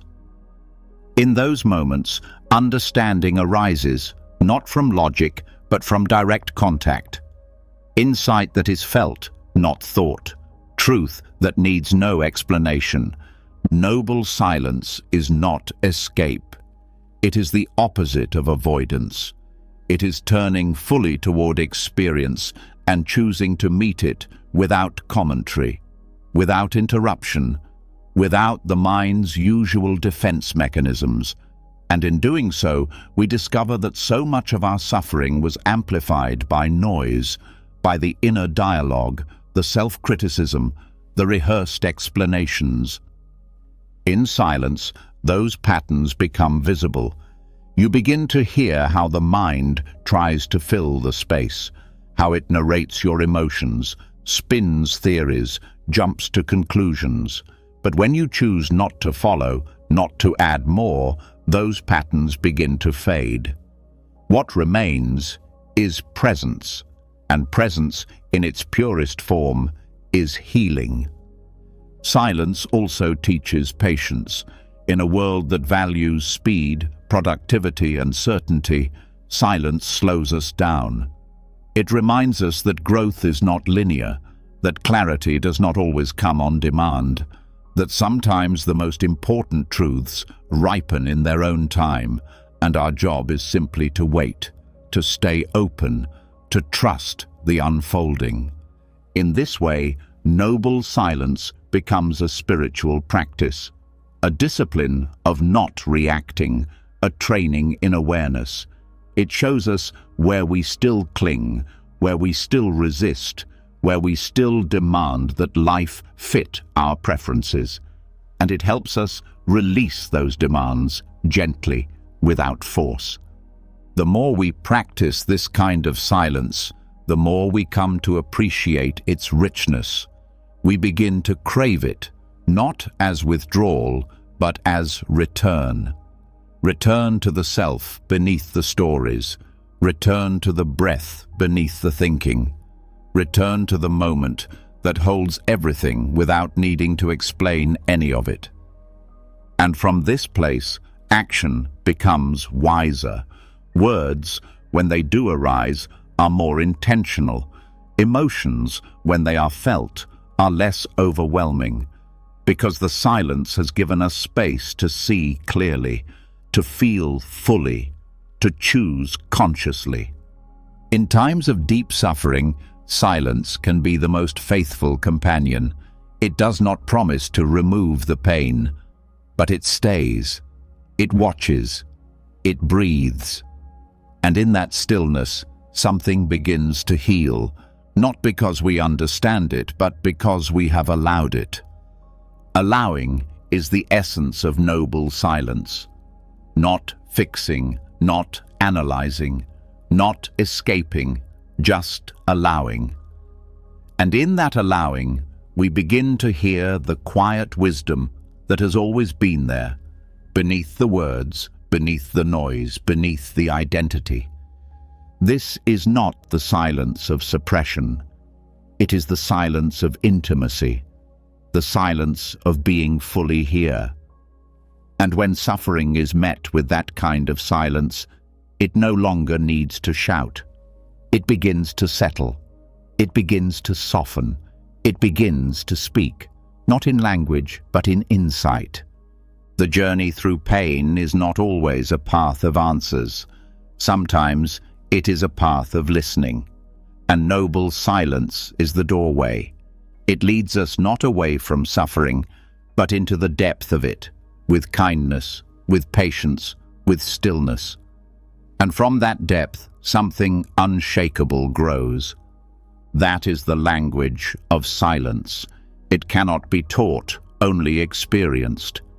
It does not shout, but it transforms. And in the quiet it offers, the heart learns how to heal, not through control, but through presence, not through knowing, but through being. Silence, when held with intention, becomes more than stillness. It becomes revelation. In those moments of quiet presence, the mind begins to show itself, not as a fixed thing, but as a stream of impressions constantly moving, reacting, searching, clinging. Within that stillness, something else emerges. A question that doesn't need to be asked aloud. What, exactly, is this experience we call suffering? It feels solid when we're caught in it. But what if it isn't? What if, underneath the surface of pain, there's a pattern waiting to be understood? This is where mindfulness moves from general awareness into something sharper and more precise. Vipassana, or insight meditation. It is not just about calming the mind. It is about seeing deeply into the nature of experience. While noble silence helps us make space for pain, Vipassana gives us the tools to observe that pain with clarity. Not to explain it, not to label it, but to dissect it, to break it down into its smallest parts and see how each part arises and fades. Vipassana works like an internal X-ray. It does not change the content of your life, but it reveals the structure underneath it. You begin to see that what you called suffering is not one thing, but many things. It is sensation, thought, reaction, memory, resistance, all layered and moving. And when you watch each part separately, the solid block of suffering starts to fall apart. This process begins with direct observation. You sit, you breathe, you pay attention, not to think about what's happening, but to feel it exactly as it is. If there's sadness, you observe the heaviness in the chest. If there's fear, you notice the tension in the gut. If there's anger, you feel the heat, the clenching.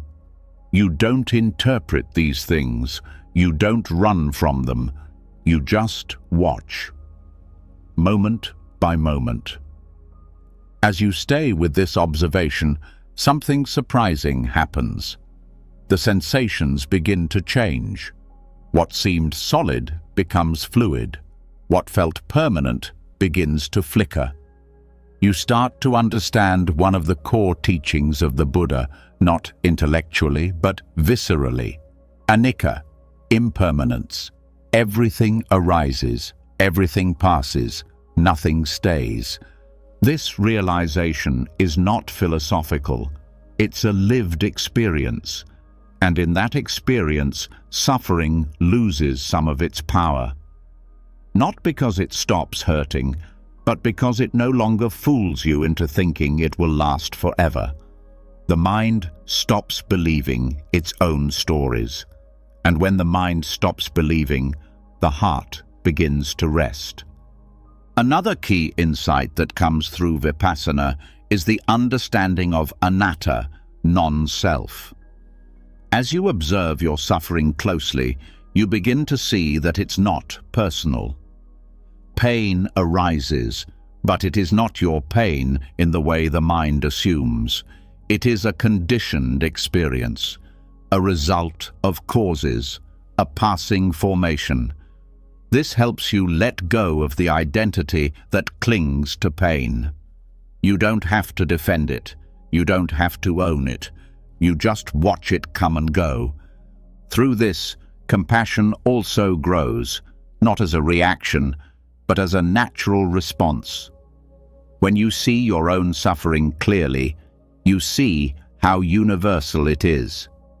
Everyone is dealing with the same shifting sensations, the same reactive thoughts, the same emotional turbulence. And because you've seen it in yourself, you can meet it in others with more patience, more understanding, more ease.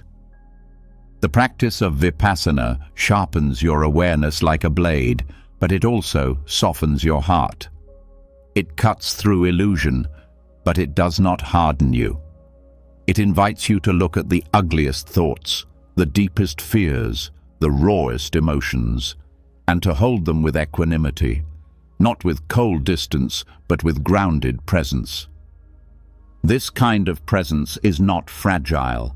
It is trained, strengthened. You don't need to be fearless to do it. You only need to be willing to stay, willing to feel, willing to look. And with time, what once overwhelmed you begins to lose its grip. Not because you've pushed it away, but because you've seen it clearly enough that it no longer hides. One of the great misunderstandings about mindfulness is that it means being calm all the time. But true mindfulness, especially in Vipassana, is not about mood. It's about honesty. It's about meeting whatever arises, whether calm, chaos, sadness, boredom, desire, with equal attention. No preference, no judgment, just clarity. And in that clarity, transformation begins. Not dramatic or sudden, but steady. You begin to respond instead of react. You begin to notice suffering earlier, before it becomes overwhelming. You begin to see patterns in your mind that were invisible before, like the habit of catastrophizing, or the reflex to avoid discomfort, or the loop of self-blame. As you observe these patterns without feeding them, they begin to weaken. Their fuel is unconsciousness. When you bring them into light, they lose momentum. What remains is awareness, and awareness is free. Vipassana also reveals the connection between the body and mind. You see how thoughts trigger sensations, how sensations trigger thoughts, how emotions move through both. This helps you untangle what feels like one big mess into smaller, workable pieces. It turns a storm into a series of drops, each one manageable, each one impermanent. This process doesn't require special conditions. You don't need to retreat to a cave or escape your responsibilities. Vipassana can be practiced anywhere, in traffic, in a conversation, while doing dishes. It is a way of living, not a special event. It asks only one thing: attention, full, present attention. The more you live this way, the more you see how often the mind exaggerates suffering, how it turns discomfort into identity, how it clings to what's gone and resists what's here. Vipassana reveals these habits, not to shame them, but to free you from them, to show you that suffering is not always what it seems. That much of it is optional. This does not mean pain goes away. It means you stop amplifying it. You stop layering it with fear, with projection, with resistance. You let it be what it is, and nothing more. And that simple act changes everything. Over time, your mind becomes more stable, your emotions more balanced, your relationships more honest. Not because you've controlled anything, but because you've seen everything more clearly. And that clarity, born of attention, becomes your guide. In the depths of this practice, insight arises. Not just insights about pain, but about life itself. You begin to see the nature of reality, not as a concept, but as a direct experience. You feel the constant change.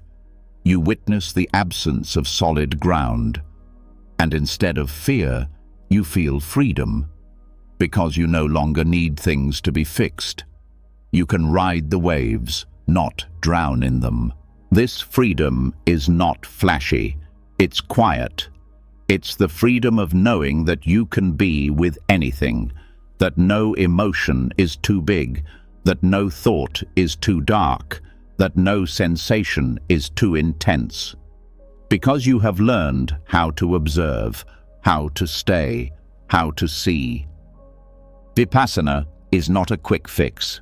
It is a path, a lifelong process.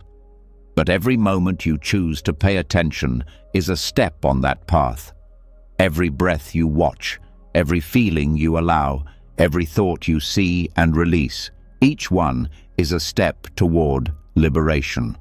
Not from life, but into it.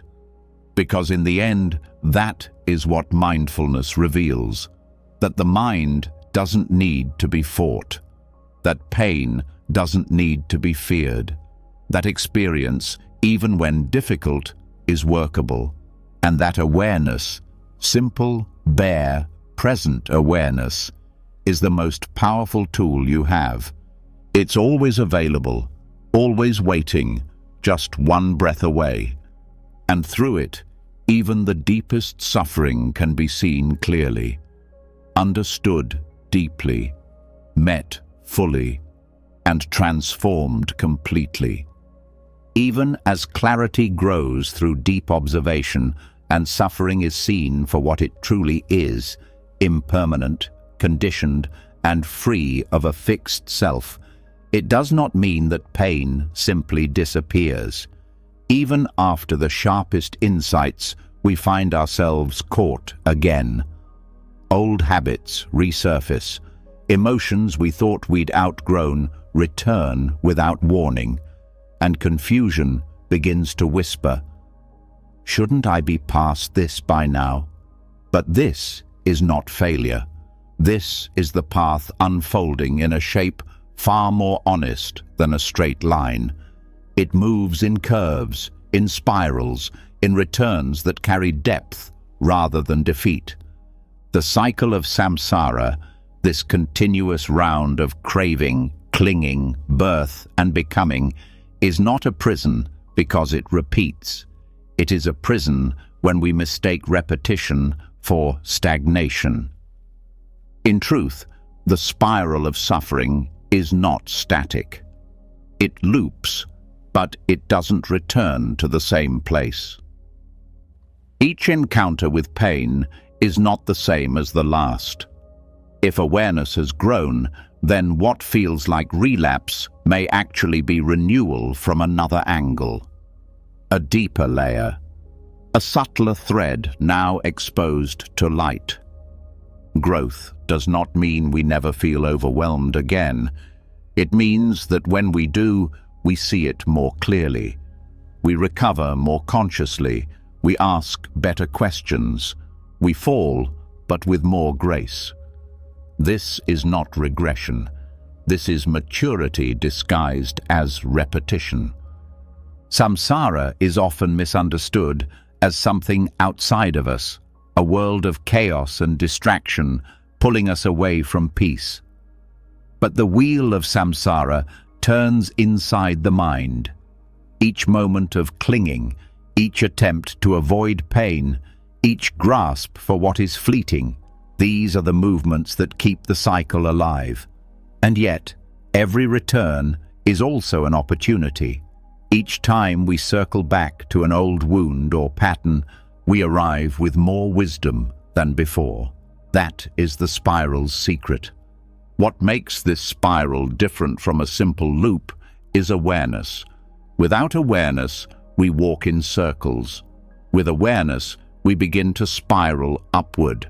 The outer experience might look the same, but internally, the terrain is shifting. The same anger doesn't hold the same power. The same fear doesn't last as long. The same reaction is noticed sooner. These are not small things. They are signs of movement, subtle but real. Spiritual growth is not about removing all suffering.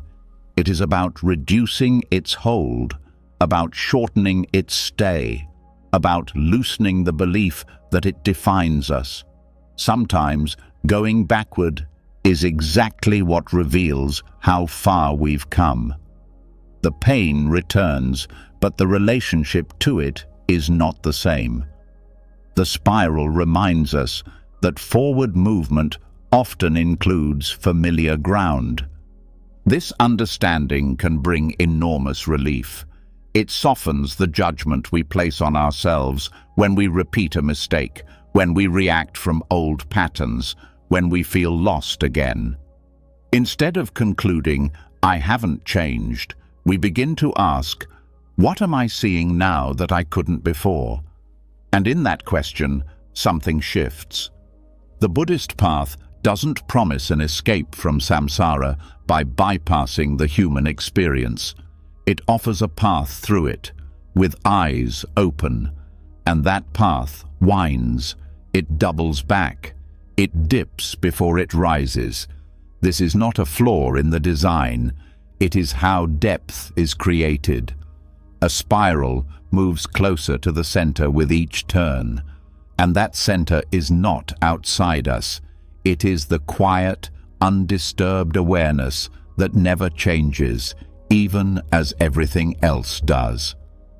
This inner stillness is what we begin to trust, not as a concept, but as a felt experience. The more we spiral inward, the more we realize that we are not the storm. We are the space in which it passes. And so, even when the mind repeats its old songs, we are less tempted to dance to them. We can watch them come, watch them go, and remain rooted. This rooting is not dramatic. It's not made of big breakthroughs. It's made of small moments of remembering. Each time we pause before reacting, each time we breathe through discomfort, each time we forgive ourselves. These are steps forward, even if the path feels familiar. There is also something deeply humbling about spiraling.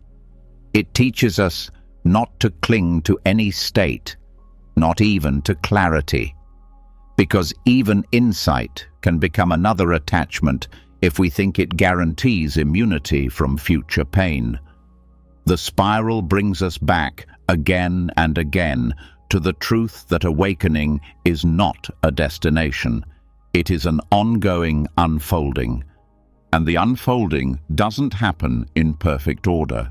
Sometimes we have to revisit the same pain many times, in many forms, before it fully releases.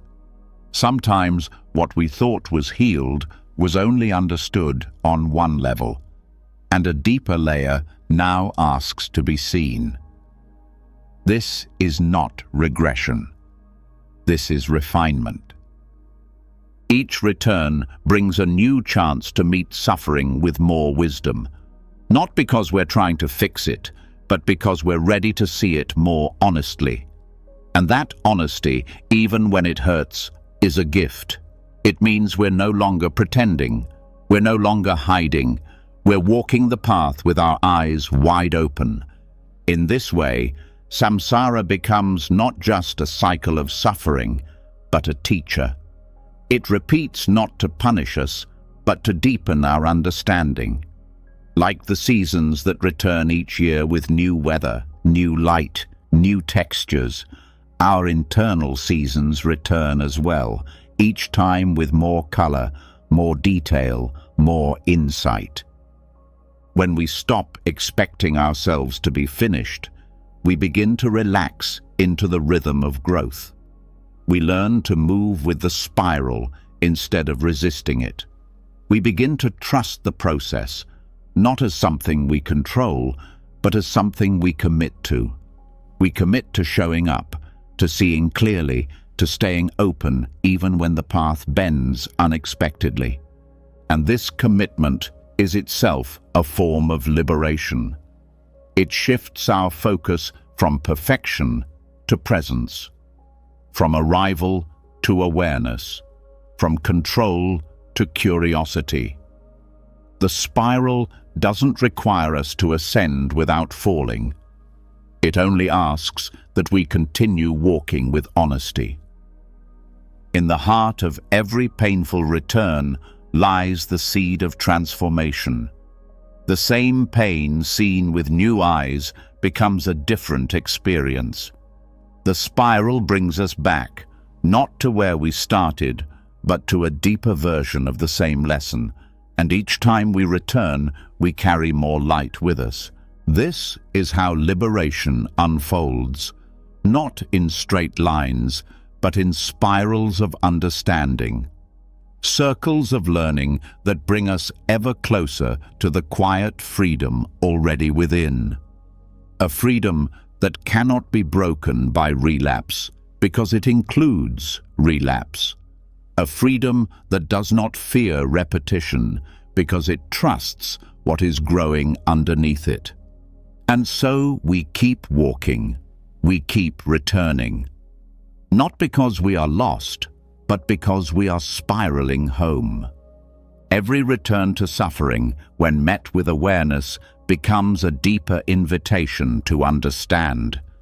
The spiral does not trap you. It reveals that growth is not about escape, but about presence.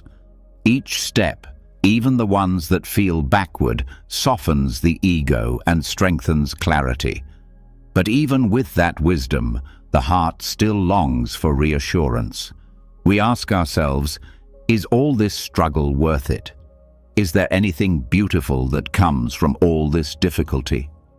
Beneath that question lies the quiet hope that pain might have a purpose beyond itself. This is where the lotus speaks. In Buddhist tradition, the lotus is not a casual symbol. It is a living metaphor that embodies the entire path. It rises from thick, dark mud, not clean water, not pure air. Its beauty is inseparable from the dirt that surrounds it. And this image isn't about aesthetics. It points directly to the truth that awakening does not grow in spite of the mud, but because of it. The mud represents adversity, confusion, loss, and despair. It is not symbolic in a distant sense. It's your real life. The times when you felt unworthy, the moments you were cracked open by grief, the shame you carried silently, the anger you couldn't release, the fear you tried to bury. All of this is the ground in which the lotus roots itself, not clean, not perfect, but full of richness, full of nutrients, full of what is required to grow. What allows the lotus to bloom is not denial of the mud, but its full contact with it. The roots do not reject the mud, they draw strength from it. In the same way, your growth does not come from avoiding pain. It comes from being willing to feel it fully and to remain grounded in it without letting it define your essence. Spiritual purity, in this light, is not about innocence or detachment. It is about integrity. It is about living close to the truth of your experience without pretending to be somewhere you are not. It is the kind of clarity that comes from facing your own suffering with honesty and not turning away. This grounded presence is not built in moments of ease, but in moments when everything feels uncertain and you stay anyway. The lotus is also a symbol of transformation. Mud is not transformed by effort alone. It is transformed through time, through light, through stillness. Similarly, your inner work cannot be rushed. The pain you carry is not a sign of failure. It is a process unfolding in layers. Some parts heal quickly, others take years, but none of it is wasted. Every part of the process contributes to what you're becoming. To sit in the mud consciously is to practice radical acceptance. Not resignation, not defeat. Acceptance means seeing clearly what is here and choosing not to abandon yourself. When you do this, something extraordinary begins to happen. You start to feel less ashamed of the mud.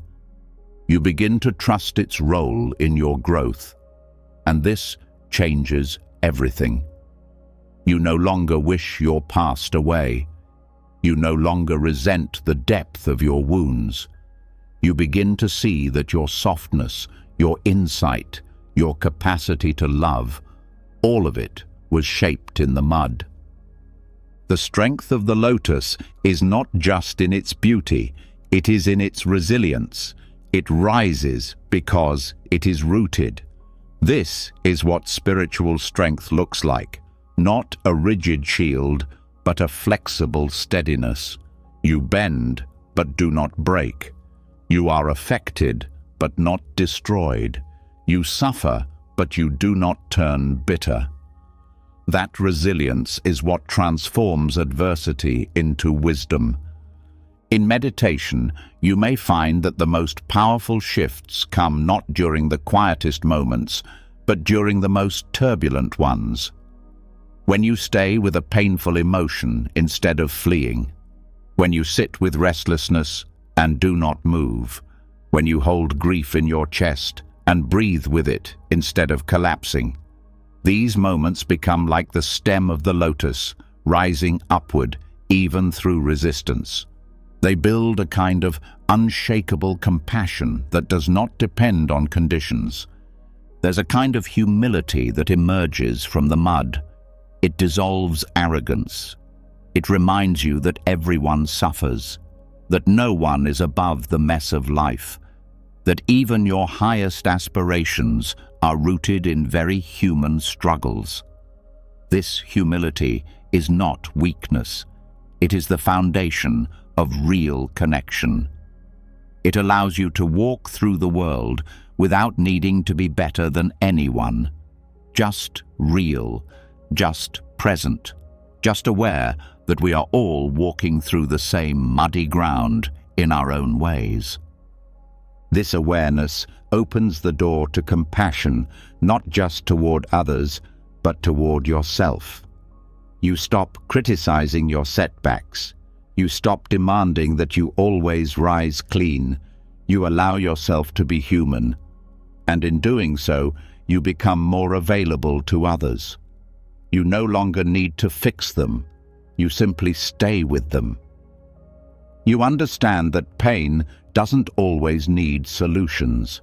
Sometimes it just needs presence. That's something the lotus teaches too. It does not rush its growth. It simply exists fully in every stage of becoming. There's also a powerful teaching here about timing. The lotus does not bloom when we want it to. It blooms when the conditions are right. This reminds us to be patient with our process. Just because something isn't visible yet doesn't mean it isn't happening. Much of the most important growth is invisible, happening underground. in silence, in stillness. Trusting this brings a deeper kind of faith, not in an outcome, but in the process itself. In practice, this means meeting each experience, joyful or painful, with presence and kindness. Not waiting for conditions to improve before you become open, but remaining open because conditions are difficult. This is the essence of the lotus. It does not avoid the mud. It emerges from it with grace. You may find that some of the most painful parts of your journey eventually become your greatest sources of compassion. What once hurt you deeply now allows you to feel others more fully. Your pain becomes a bridge, a point of contact, a silent connection that requires no explanation. This is not an accident. It is the natural result of presence. When you stay with your suffering instead of running from it, it teaches you things that comfort never could. The purity of the lotus is not a rejection of pain, but a refinement of it. It is not untouched by the world. It is shaped by it. And so are you. You are not less spiritual because you struggle. You are not further from awakening because your past is complex. You are not broken because you feel deeply. These are not signs of distance from the path. They are the path. What matters most is not whether your life is clean, but whether you are willing to remain present with whatever it brings. Whether you can hold sorrow with kindness. Whether you can meet failure with honesty. Whether you can stay open even when every part of you wants to close. This is what turns mud into soil. This is what allows the lotus to bloom, not by removing the dirt, but by transforming your relationship to it. So the next time life feels heavy, or messy, or unclear, remember that this too is part of your unfolding. That the pressure you feel may be what strengthens your roots. That the confusion you face may be what teaches you stillness. That the pain you carry may be the very thing that prepares you to bloom. And that bloom, when it comes, will not make you better than others.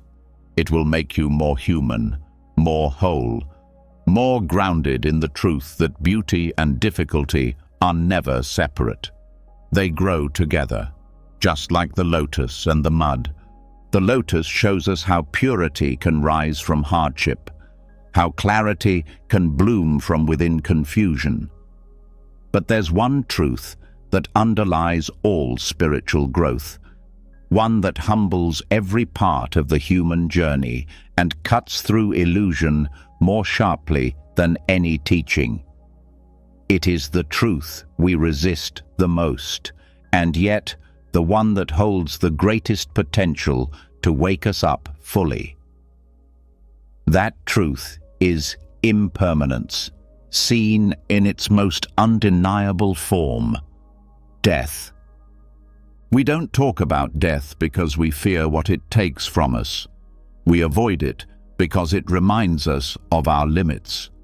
Yet the teachings of the Buddha turn this exact fear into a gateway. Maranasati, or death awareness, is not a dark or morbid practice.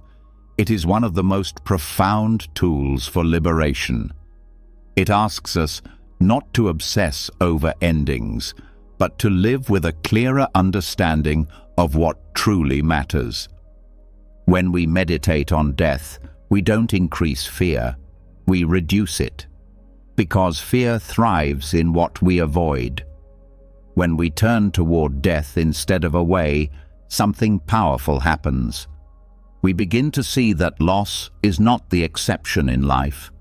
It is the nature of life. Everything we know, everyone we love, even our own breath, is temporary. But this truth, when fully held, doesn't shrink us. It expands us.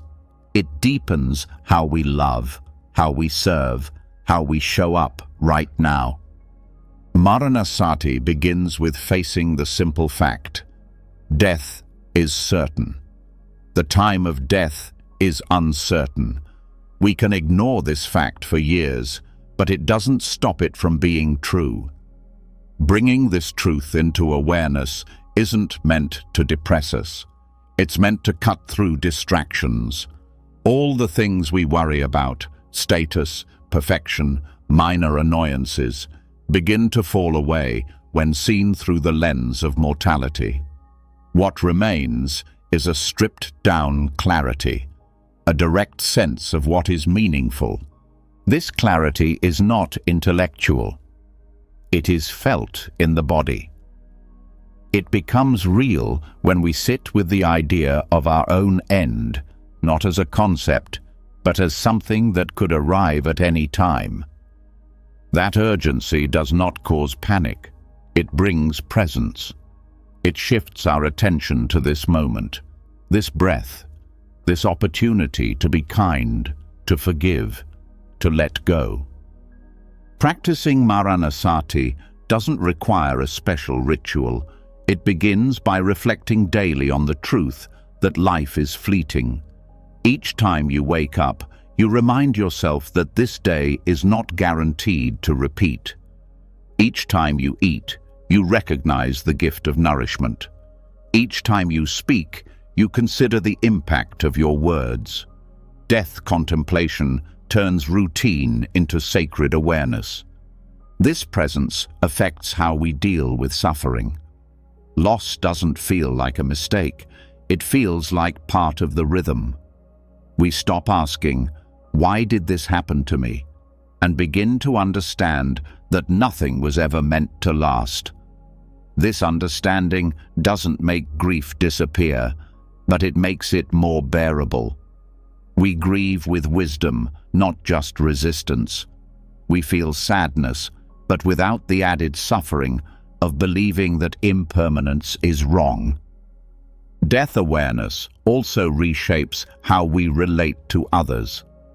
Knowing we don't have unlimited time makes us more patient, more honest, more tender. We no longer put off the important conversations. We stop holding grudges that weigh down the heart. We become more generous, not because we're trying to be good, but because we realize how short the window of giving truly is. Even our ambitions shift. When we stop pretending we'll live forever, we begin to ask different questions. Not, "What do I want to achieve?" but "What do I want to give?" Not, "How do I get more?" but "How do I live with purpose?" These questions don't come from pressure. They come from alignment with truth. Maranasati is also deeply grounding. When fear arises, death awareness gives it context. We realize that many of our fears are based on trying to protect what we cannot ultimately keep. We fear failure, rejection, loss, because we think they take something from us. But when we remember that everything is already passing, those fears soften. We see that our task is not to preserve life, but to participate in it fully while we're here. This doesn't mean we become careless. It means we become sincere. We care more deeply. We speak more directly. We waste less time. And this creates a very different kind of life. A life rooted in reality, not in illusion. A life that is both tender and powerful. Meditating on death also reduces self-centeredness. It reminds us that we are part of something larger, that we belong to the same cycle as everyone else. No one escapes impermanence. This makes us more humble, more connected, more able to hold others in their pain because we know that we are not separate from it. There is also a surprising peace that comes from facing death directly. When we stop pretending it won't happen, we begin to live with less attachment. We start to release the grip on how things should be. We stop needing life to follow our exact plans, and in that surrender, we find space. The pressure lifts, the mind calms. Some practitioners even report that regular contemplation of death removes the background anxiety they didn't know they were carrying, because so much of our tension comes from resisting this one truth. Once we stop resisting it, life becomes simpler, not easier, but more aligned. This simplicity doesn't mean we give up goals. It means we hold them differently. We stop trying to secure the future and start using the present with care. Every day becomes a field of practice. Every conversation a chance to deepen connection. Every breath a reminder. This could be the last, and that makes it precious. Maranasati is not about obsessing over endings. It is about recognizing beginnings. Each moment fully lived is a kind of rebirth. Each time we turn toward the truth, we are born into greater honesty, greater compassion, greater peace. This practice also brings depth to spiritual growth. When you remember your own death, you stop comparing yourself to others. You stop needing to prove anything. You become more inwardly free. You practice not to become special, but to become clear, to live in alignment with what is real. And in this clarity, something powerful emerges. Gratitude. Gratitude not as an emotion, but as a way of seeing. You begin to recognize that every ordinary moment is a gift, that your ability to breathe, to move, to love, none of it is promised, all of it is borrowed. And when you see this, you treat life with more respect. You also become more courageous, not fearless, but willing. You are no longer paralyzed by what might happen because you've already looked at the final outcome. You've made peace with it. And from that peace, action becomes more natural. You take risks that matter. You speak the truth even when it's hard. You live from your values, not your fears. Even in the face of loss, death awareness helps you stay grounded. You may still feel sorrow, but it doesn't overwhelm you. You understand that grief is the price of love, that letting go is not the end of connection, that remembrance is its own form of presence. In time, the practice of Maranasati becomes more than a meditation. It becomes a way of being. You live in a state of quiet readiness, not waiting for death, but not denying it. And this readiness brings a unique joy, not the joy of distraction, but the joy of knowing you are awake, you are here, you are using your life well. This is the transformation death contemplation offers. Not morbid thinking, not cold detachment, but full engagement with what is real. A love for life that doesn't depend on its permanence. A strength that grows from honesty. A heart that does not fear the end because it knows how to live the middle with grace. This is what Maranasati gives you. Not protection from death, but liberation from the fear of it. Not escape from grief, but the strength to walk through it. Not a guarantee of peace, but the clarity to choose it moment by moment. And that choice, to live fully aware of the impermanent nature of all things, is the beginning of true freedom. When we reflect on death with presence, something softens in the way we relate to life. We begin to understand that nothing we experience truly belongs to us, that all things arise and pass in the great unfolding of conditions. From this space of humility, a new awareness begins to grow, one that sees beyond the boundary of self. We start to notice that our joy is not only ours, and our pain is not only ours. Everything we feel, everything we carry, is woven into something larger. This is where the teaching of Interbeing opens a deeper layer of truth. Thich Nhat Hanh used the word interbeing to describe the reality that nothing exists in isolation. Every person, every leaf, every breath is connected to everything else. The cloud becomes the rain becomes the tea becomes the conversation, and the conversation becomes understanding.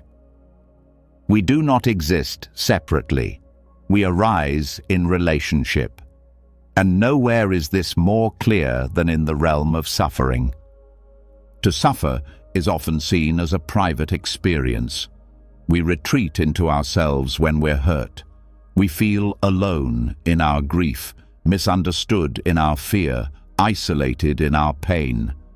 But when we begin to understand Interbeing, we see that suffering is not a solitary burden. It is shared, not in a way that adds weight, but in a way that creates depth. What hurts in you is felt somewhere in me. What breaks in one part of the world echoes through all others. This is not metaphor, it is truth.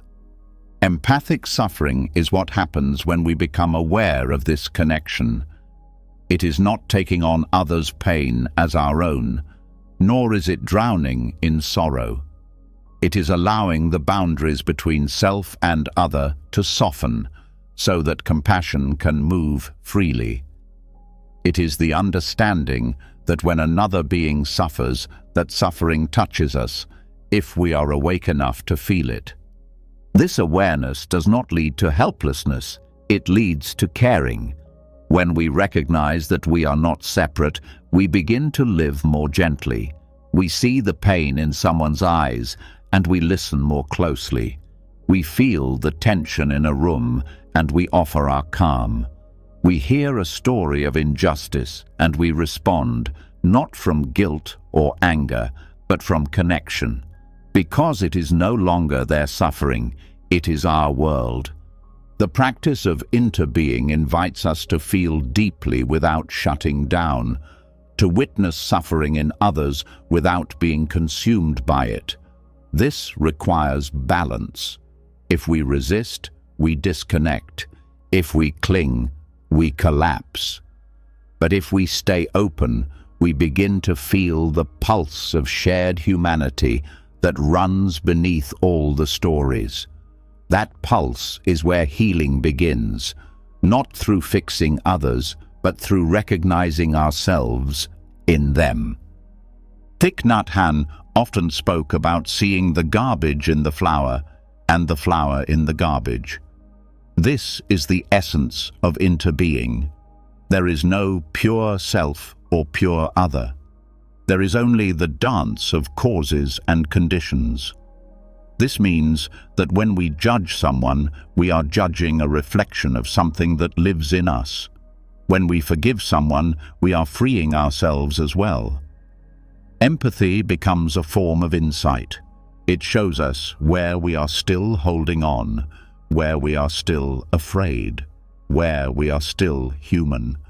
To grow through the pain of others is to allow their suffering to open your heart, not out of duty, but out of understanding. This might happen when you sit with a friend who is grieving and realize you don't need to say anything. Just being there is enough. It might happen when you read about people suffering across the world and feel moved to act, not from outrage alone, but from the recognition that their lives are part of yours. This kind of awareness does not drain you. It nourishes you, because it reconnects you to what matters. When you stop living in separation, you stop trying to build your happiness on top of others' pain. You stop pretending you can be free while others are not. And that changes the choices you make, how you spend your time, what you support, what you stand for. Empathic suffering teaches you that pain is not something to be feared or avoided. It is something to be felt with wisdom. The pain of others becomes a mirror that shows you the capacity of your heart. And sometimes that pain breaks you open, but in the best way. It breaks the shell of indifference, the shell of apathy. It reveals the raw truth that love always includes some risk. This is not weakness, it is spiritual courage. The courage to stay present with suffering that is not your own. The courage to not turn away. The courage to keep your heart soft in a world that often rewards hardness.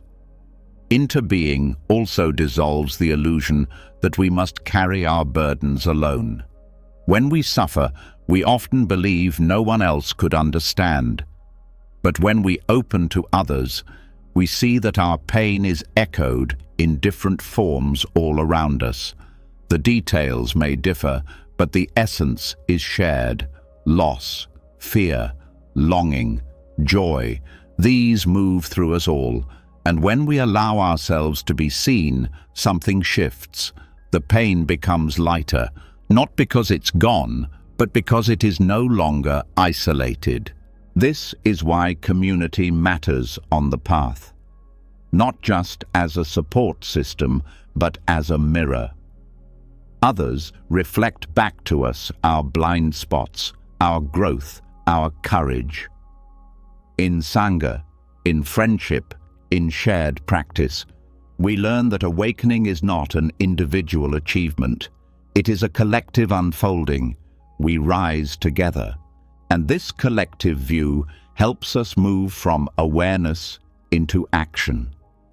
When we understand that suffering is shared, we are called to respond, not with frantic solutions, but with steady compassion. We see where systems cause harm, and we work to change them. We see where healing is needed, and we offer what we can. Our practice becomes embodied, not just on the cushion, but in the way we live. Thich Nhat Hanh taught that peace is not something you find at the end of your journey. It is something you cultivate in every step, in every breath, in every interaction. And the more we see ourselves in others, the more we realize that every act of kindness is an act of healing the whole. This does not mean taking on every burden. It means acting from interconnection. It means knowing that your clarity supports others' clarity. Your peace supports others' peace. Your healing supports the collective. Empathic suffering can also transform the way we view those who harm. When we see even perpetrators of harm as caught in their own suffering, we stop dehumanizing them. This doesn't mean we condone their actions. It means we refuse to hate. We see that their violence often comes from confusion, trauma, fear, and we hold space for the possibility of their transformation, even if we still set boundaries. This view is not naive. It is deeply rooted in wisdom. It understands that healing systems requires healing people, that justice includes compassion, that lasting change cannot be built on separation. In your own life, this awareness might show up in small ways. Choosing to listen more than speak. Offering patience when someone lashes out. Practicing forgiveness not because it's easy, but because you understand the pain behind the action. These are not grand gestures, but they change the field around you. They create the conditions for healing to spread. And healing is contagious. Just like suffering spreads through unawareness, healing spreads through presence, through empathy, through connection. You don't need to fix the world. You only need to stay connected to it, to feel it, to let it shape your choices. This is the heart of Interbeing. A life not lived in isolation, but in response. A spirituality not built on escape, but on return. Return to each other. Return to what binds us. Return to what sets us free. Together. When the illusion of separateness dissolves through interbeing, and the pain of others becomes a mirror instead of a wall, a subtle but powerful shift begins to take place. You stop relating to suffering as something happening outside you, or even to you. Instead, you begin to see it as something happening through you, a part of life moving through consciousness, calling not for retreat, but for awakening. From this space, the question that once echoed in pain, "Why me?" begins to fade. It is replaced by a deeper inquiry. What now? That question, born not from despair but from presence, marks the beginning of what the Buddha called right view. Right view is the first step of the Noble Eightfold Path. It's not just about what you believe, it's about how you see, how you interpret your experience, how you relate to the truth of your life. And nowhere is right view more needed than in how we meet suffering. Because suffering is inevitable, but how we meet it, how we frame it, respond to it, learn from it, is what determines whether it becomes our prison or our path. Right view doesn't ask you to deny your pain. It asks you to examine how you understand it. Most of us are conditioned to see suffering as a form of punishment, as something unfair or personal. We carry a hidden belief that things should go a certain way, and when they don't, we conclude that life has betrayed us, or that we are somehow defective. This is the lens of victimhood. And while the pain in that view is real, the story around it keeps us stuck. From a Buddhist perspective, right view gently invites us to let go of that narrative. It shows us that suffering is not unique to us. It is part of the universal condition. This shift from personalization to universality is not cold, it's freeing. It allows us to stop taking suffering as a reflection of our worth, and instead begin seeing it as a reflection of causes and conditions. Things arise, things fall away, and through it all, we have the capacity to awaken. This shift doesn't mean we avoid feeling. It means we stop getting entangled in the added suffering of "this shouldn't be happening." Right view helps us see clearly. This is happening. And that clarity becomes the ground from which wise response grows. Instead of being paralyzed by pain, we begin to explore it. To ask, what is this moment asking of me? What needs to be seen, to be released, to be accepted? In this light, suffering becomes information. It reveals attachment, expectation, fear. It shows us where we are still clinging, and once we see that, the work becomes internal.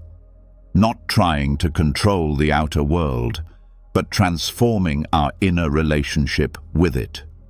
Right view also helps us distinguish between pain and identity. It says, you may be hurting, but you are not broken. This is passing through you, not defining you. That understanding can be life-changing. It gives you permission to feel without collapsing into the feeling. It opens space between the event and the story about the event. And in that space, choice returns. When you adopt right view, you begin to ask different questions. You stop demanding that life be easy and start asking how to meet difficulty with wisdom. You stop needing to be rescued and start practicing resilience. You stop asking, when will this end? And start exploring, How can this deepen me? None of this means becoming passive. On the contrary, right view is active. It requires attention, curiosity, and the willingness to let go of familiar but painful beliefs. It invites you to stand in the middle of discomfort without needing to label yourself as a victim or a failure. It reminds you that suffering is not a detour. It is part of the path. In meditation, this view becomes especially clear. When pain arises, whether physical or emotional, you can observe how the mind adds resistance. Thoughts like, "This is too much," "I can't handle this," or "Why is this happening again?" intensify the suffering. But when you drop into direct awareness, when you feel the pain without the commentary, it becomes more workable. You can breathe with it. You can let it move. You can notice how it shifts. This is the essence of right view in practice, meeting each moment as it is, not as the mind wants it to be. Right view is not an endpoint. It is a foundation. It shapes how you see everything, from your internal struggles to your relationships, your past, and even your spiritual aspirations. When you see suffering as fertile ground for growth, rather than as proof of failure, your whole orientation changes. You become more compassionate with yourself. You become more patient with others. You stop needing life to validate you and start using life as a mirror for awakening. This shift also redefines success. Success is no longer about control, avoidance, or accumulation. It becomes about presence, clarity, and alignment with truth. It becomes about showing up fully in whatever life brings, not because it's easy, but because you know this is where the real work happens. Right view also encourages humility. It helps you let go of the idea that you should have everything figured out. It teaches you that confusion, struggle, and doubt are part of the unfolding, that you're not supposed to be above your suffering, you're supposed to be present with it, and from that presence, wisdom arises naturally. This presence brings new depth to compassion. You no longer see others' pain as separate from your own. You stop judging how people carry their wounds and start recognizing the courage it takes to face them at all. Your empathy deepens, your patience expands, and your heart becomes more inclusive. This is how right view leads to liberation, not by removing difficulty, but by changing how you hold it, by transforming suffering from an obstacle into a teacher, by helping you see that every painful moment is an opportunity to step out of the cycle of reactivity and into the clarity of awareness. And from that awareness, a quiet strength begins to grow. The kind of strength that doesn't come from having all the answers, but from staying honest in the unknown. The kind of strength that meets change with flexibility, that holds grief without losing joy, that walks through fear without closing the heart. In the end, right view is not a belief. It is a way of seeing, a way of living, a commitment to truth, to presence, to depth. It asks nothing more than your attention.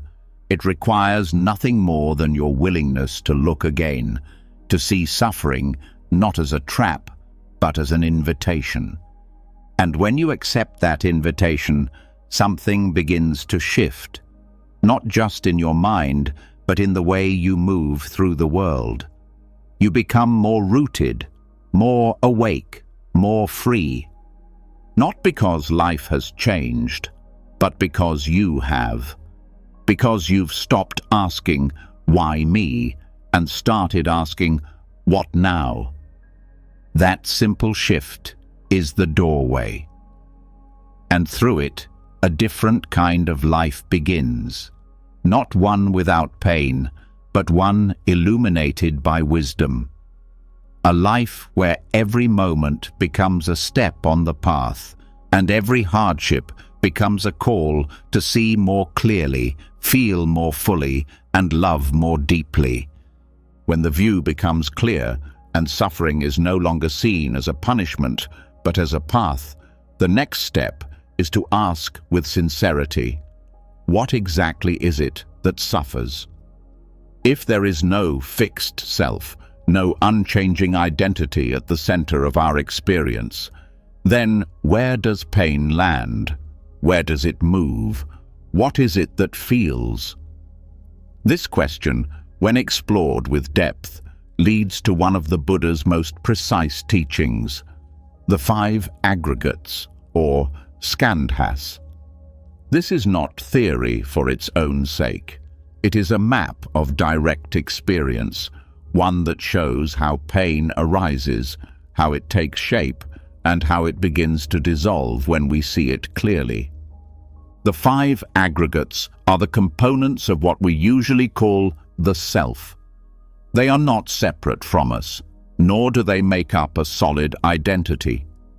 Instead, they are the flowing processes that come together moment by moment to create the illusion of a unified me.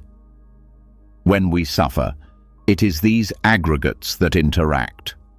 When we awaken, it is these same aggregates that become transparent. The first aggregate is form, rupa. This is the physical body, the material aspect of experience. It includes the body itself and the objects that come into contact with it, sights, sounds, smells, tastes, and touches. When pain shows up physically, tightness in the chest, aching limbs, a pounding heart, it is in the realm of form. This aggregate does not act alone. It responds to and influences all the others. The second aggregate is feeling, vedana. This refers not to emotion, but to the basic tone of each experience, pleasant, unpleasant, or neutral. Every moment of contact between form and consciousness has a feeling tone. When pain arises, it is usually felt as unpleasant. This tone triggers reactions, especially when we are unconscious of it. We chase what is pleasant and resist what is unpleasant, often without realizing that this chasing and resisting adds an extra layer of suffering. Vedana is subtle but powerful. It is the spark that often ignites craving or aversion. The third aggregate is perception, sanya. This is the process of recognizing and labeling. It is how we know that the thing in front of us is a chair, a face, a memory, a threat. Perception helps us organize experience, but it can also be shaped by past conditioning. When we experience pain, perception quickly assigns meaning. This is bad. This means I'm weak. This always happens to me. These labels strengthen the identity around pain, but when we see perception as a process, we start to question it. We realize we don't have to believe everything our mind names as truth. The fourth aggregate is mental formations, sankhara. This includes all the volitional elements of mind, thoughts, intentions, habits, emotions, and reactions. This is where karma begins to form. Our repeated responses to pain, our conditioned narratives, the stories we tell ourselves, all live here. When pain arises and a thought like, "I can't take this anymore," follows, that's a mental formation. These are not just reactions, they are patterns that shape how we meet experience.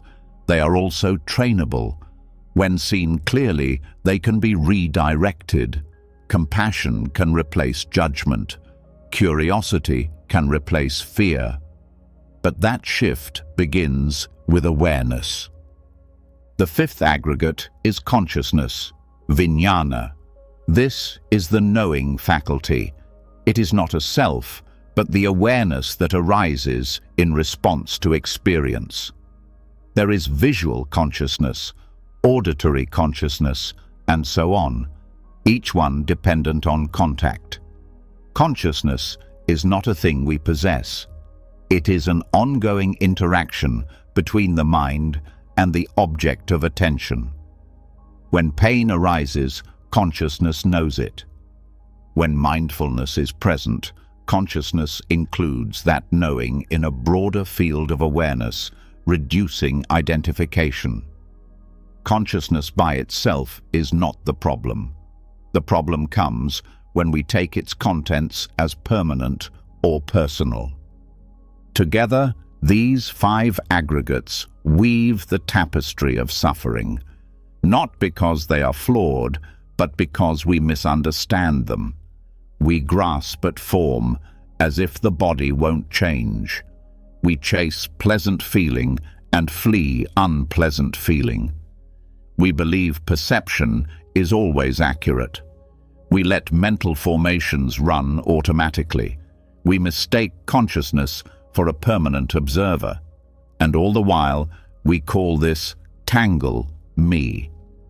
But when we slow down and examine experience through the lens of the aggregates, a different picture appears. We see that pain is not one solid block. It is a dynamic interplay, a shifting dance, a process, not a prison. This recognition doesn't erase pain, but it removes the extra suffering caused by misidentification. This breakdown is especially useful in meditation. When discomfort arises, we can ask, what is actually happening right now? Is it a physical sensation, a judgment, a memory, an emotional reaction? Where does it begin and end? What tone does it carry? How does the mind respond? These questions turn suffering into something we can investigate. They transform the experience from a wall into a doorway. Using the aggregates as tools, we begin to develop discernment. We stop treating pain as a single enemy and start seeing it as a complex event with many moving parts. This helps us intervene more wisely. If the problem is an unhelpful perception, we can question it. If the issue is clinging to pleasant feelings, we can soften. If the suffering is rooted in old mental habits, we can retrain the mind. The aggregates don't give us easy answers, but they give us clarity. And clarity is the beginning of freedom. This freedom grows over time. As we practice seeing the aggregates in daily life, we become less reactive. We begin to notice that some experiences are just passing sensations. Others are emotional echoes. Some are memories pretending to be current truths. All are part of a flowing system, not evidence of a fixed self. This view also helps us develop compassion. When we see that others are caught in the same play of aggregates, we stop judging them so harshly. We understand that their anger, fear, or confusion is not their essence. It is a temporary arrangement of conditions. This doesn't excuse harmful behavior, but it allows us to meet others with empathy instead of blame. The aggregates also point us toward impermanence. Each component arises and fades, influenced by internal and external factors. There is no stable core holding it all together. What we call identity is a moving target. This insight can feel unsettling at first, but over time, it becomes liberating. If there is no solid self, then we don't have to protect one. we can relate to experience more lightly, more openly, more skillfully. In the context of suffering, this understanding reduces fear. Pain no longer feels like an attack on who we are. It is simply a ripple in the system, sometimes sharp, sometimes dull, but always changing. And because it changes, it can be met, held, transformed. This doesn't make us indifferent. It makes us wise. We stop chasing false solutions and start practicing presence. We stop resisting reality and start working with it. This is what the Buddha meant when he spoke of understanding suffering. Not analyzing it endlessly, but seeing its components clearly. Seeing that what suffers is not a fixed self, but a conditioned process. And that process, while complex, is not unmanageable. It is workable. It can be observed, trained, and supported by mindfulness, compassion, and understanding. The more we see the aggregates in real time, the more we untangle the web of reactivity. We create space. We reconnect to awareness. We discover that the pain is not personal, even when it feels intimate. So, the next time suffering arises, pause. Look closer. Ask not just, why is this happening? But, what is this made of? What part of the mind is reacting? What part of the body is speaking? What beliefs are active? What memories are resurfacing? This gentle inquiry is not just mental, it is experiential. It brings suffering into the light of awareness, where transformation begins. In this light, suffering is no longer the enemy. It becomes a messenger, a teacher, a doorway to deeper seeing. Not of who you are as a static self, but of what you are as a living process, fluid, impermanent, and full of potential for awakening. When we break suffering down through the 5 aggregates, we discover there is no singular self that suffers, only patterns of interaction, conditions coming together and falling apart. This understanding offers us more than insight. It gives us space. But space alone is not enough. There is still something deeper that keeps pain active even after we recognize its components. That something is clinging. We do not suffer simply because there is discomfort. We suffer because we hold it tightly. We resist it, define ourselves by it, or grasp at its opposite. And what fuels this holding is fire, craving, aversion, and ignorance. To reach true peace, that fire must go out. This is where the path turns toward nirvana. Nirvana is often misunderstood as a distant goal, a kind of spiritual reward or mystical place. But the Buddha's teaching offers something more immediate and grounded. Nirvana means extinguishment, not of life, but of the fire within that burns us from the inside. It is the cooling of the flame that fuels endless suffering. Not the elimination of experience, but the end of grasping.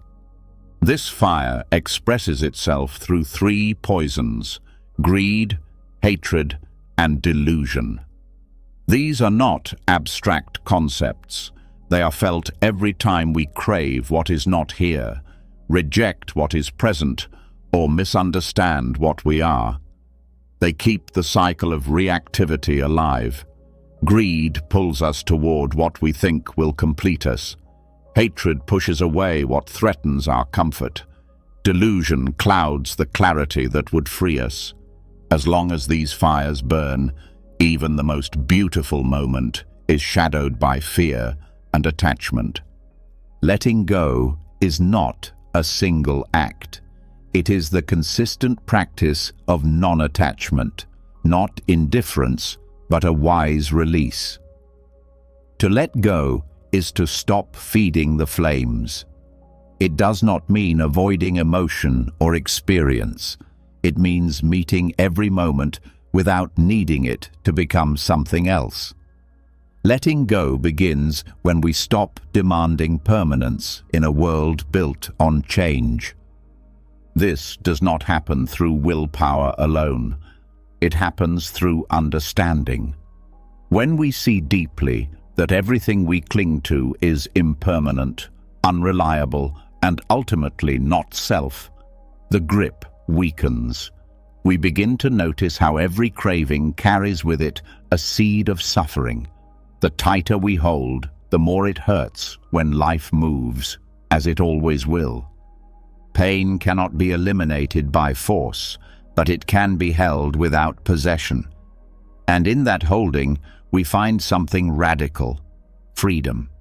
Not freedom from discomfort, but freedom from identification with it. This is nirvana, not the absence of experience, but the absence of burning. One of the most powerful realizations on this path is that the problem is not pain, but resistance. Pain arises. It is part of being human. But when we resist pain, fear it, or build identity around it, we trap ourselves in a cycle that keeps it alive long after the cause has passed. Letting go means no longer believing that our peace depends on controlling pain. It means trusting that peace is available even in the middle of difficulty if we stop feeding the story around it. This freedom is not cold or distant. It is the deepest form of intimacy with life. It means we meet joy without clinging, sorrow without despair, change without panic. We respond instead of react. We relate without grasping. We love without possession. This kind of living is not numb. It is fully awake. The path to nirvana moves through fire, not around it. We don't reach freedom by escaping the world or bypassing what's hard. We walk through it with awareness. We allow the fire to burn away illusion, pride, and false hope. What remains is not emptiness in the hollow sense, but emptiness of clinging. That is spaciousness, not void. It is clarity, not absence. In meditation, we can observe how quickly the fire is reignited. A sound, a thought, a memory. Suddenly the mind is off chasing, resisting, fantasizing, or regretting. Each of these is a spark. But with mindfulness, we begin to see them clearly. We stop throwing fuel. We rest in the flame without adding to it. Over time, the fire cools, and in that cooling, the nervous system settles. The mind becomes still. This is not because the world has changed, but because we have stopped fighting it. This surrender is not collapse. It is wisdom. It knows the difference between control and care, between effort and struggle. Letting go becomes a daily practice, moment by moment. It is not dramatic. It is steady. We let go of the need to be right, the need to be seen a certain way, the need to control outcomes. And each time we do, something tight inside loosens. Nirvana is not found in some future moment. It is tasted each time we release the impulse to grasp. Each time we meet life without demanding it comfort us. Each time we bow to impermanence with grace rather than resistance. These are the small extinguishments that prepare us for the great one, not death, but the death of illusion. Letting go does not mean losing connection. It means relating more honestly. When we stop needing things to be fixed, we start loving them as they are. This applies to people, to emotions, to our own inner world.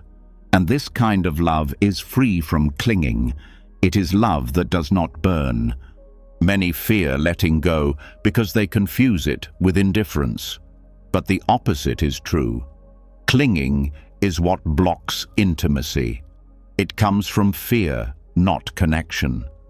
Letting go allows us to be truly present, to see others without projecting onto them, to listen without needing to control what we hear, to feel without building walls around feeling. Letting go also means releasing identities. We cling to roles, to stories, to old versions of ourselves that no longer serve. And the more tightly we hold them, the more trapped we feel.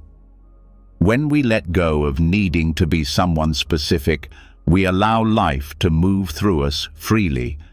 We become adaptable, resilient, at peace in the face of change.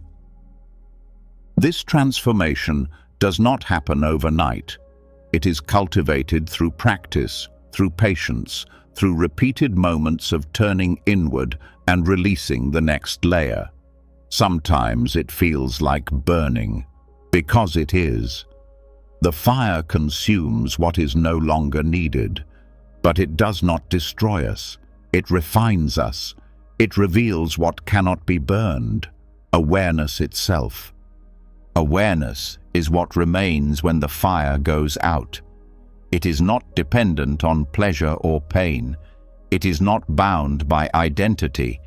It is simply here, spacious, still, and clear.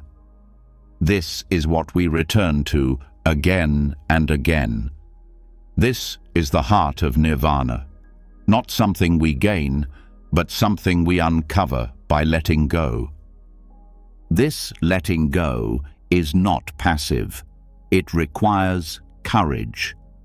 To release what we've clung to for safety, to face what we've avoided, to soften where we've built armor, and it is ongoing.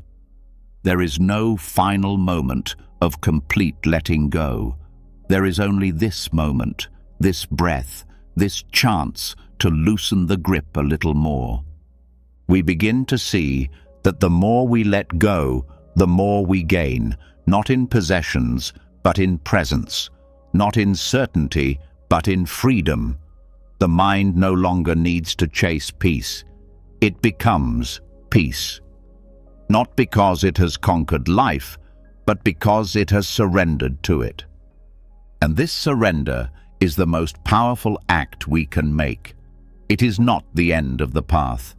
It is the path itself, the path of burning through illusion and stepping into a life that no longer depends on anything staying the same.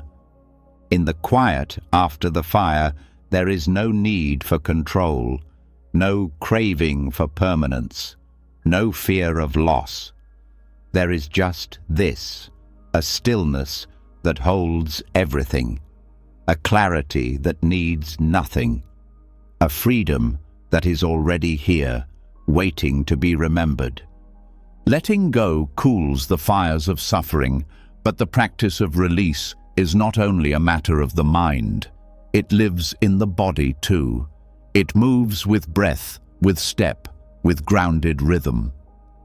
Awareness doesn't only happen on the cushion or in silent meditation. It is embodied, lived, and carried with us.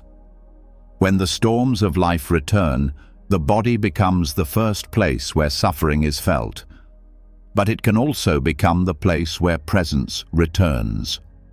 When thoughts feel overwhelming and emotions cloud perception, one of the most effective and accessible tools we have is mindful walking. Mindful walking is not a technique for escaping pain. It is a way of anchoring ourselves in the middle of it. Rather than being swept away by mental activity, we allow the body to ground our awareness. The steps become our focus. Each movement, each placement of the foot becomes a bridge between attention and aliveness. In this simplicity, we rediscover what it means to stay with what is real. Walking meditation invites us to reconnect with the present without needing to fix or solve anything. There is no goal but to be fully here, not in the past, where regret pulls us, not in the future, where fear waits, but in this step, this breath, this moment.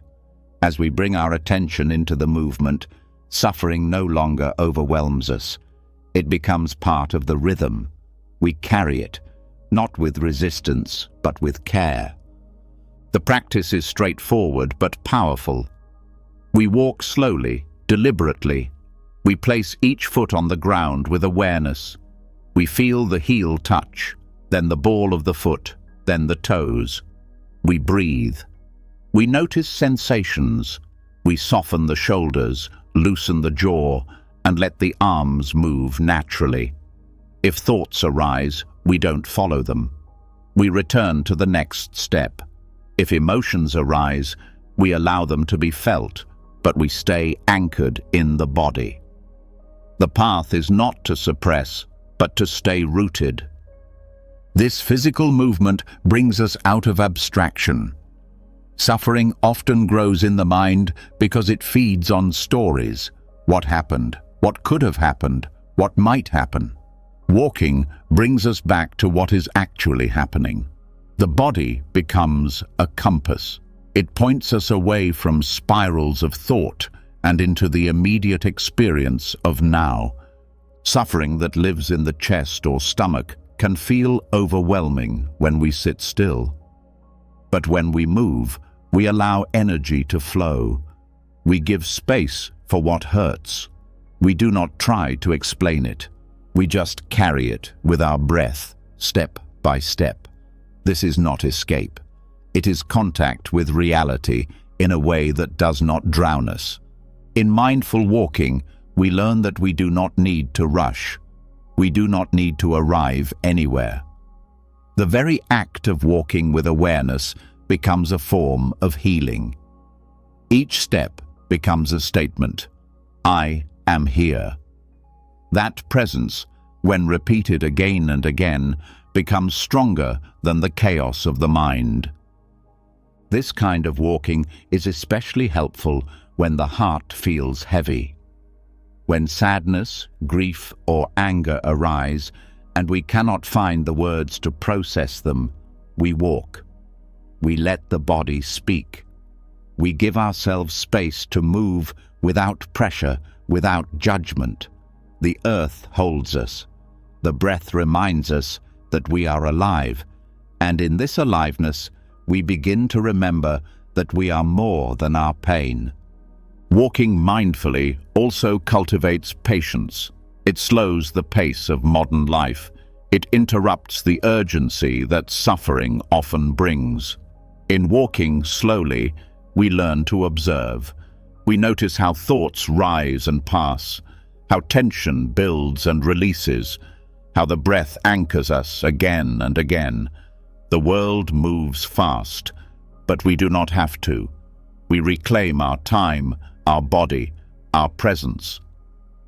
When practiced regularly, mindful walking deepens our awareness in daily life. It teaches us to bring attention into movement, not just in formal practice, but in everyday activity. Walking to the store becomes a meditation. Moving through a hallway becomes an opportunity to ground. We stop waiting for quiet moments to practice presence. We carry presence with us wherever we go. Walking meditation also teaches balance. We learn to be with suffering without being consumed by it. The rhythm of the steps mirrors the rhythm of life. Ups and downs, tension and release, stillness and movement. As we learn to walk with suffering, we learn to walk through life, with steadiness, with grace, with a heart that is open, not because it avoids pain, but because it knows how to hold it. In this practice, the body becomes a teacher. It shows us what is needed. When we listen closely, We begin to understand when to rest, when to move, when to breathe more deeply, when to pause. This self-awareness becomes the foundation of resilience. We no longer abandon ourselves in times of stress. We return to the body. We return to the ground beneath our feet. Walking also reminds us of our connection to the earth. Each step is supported. Each movement is held by something greater. In a world that often feels unstable, this is a quiet reassurance. The ground does not ask us to be perfect. It asks only that we arrive fully, that we trust its presence, that we meet it with each step. Mindful walking can be practiced anywhere. In nature, it deepens our relationship to the living world. In the city, it slows the rush of modern life. In a room, it reconnects us to space. We don't need a forest or silence to begin. We only need intention and attention. Wherever we are, the steps can begin. The benefits of walking mindfully extend beyond the moments we are on our feet. Over time, it changes how we face challenges.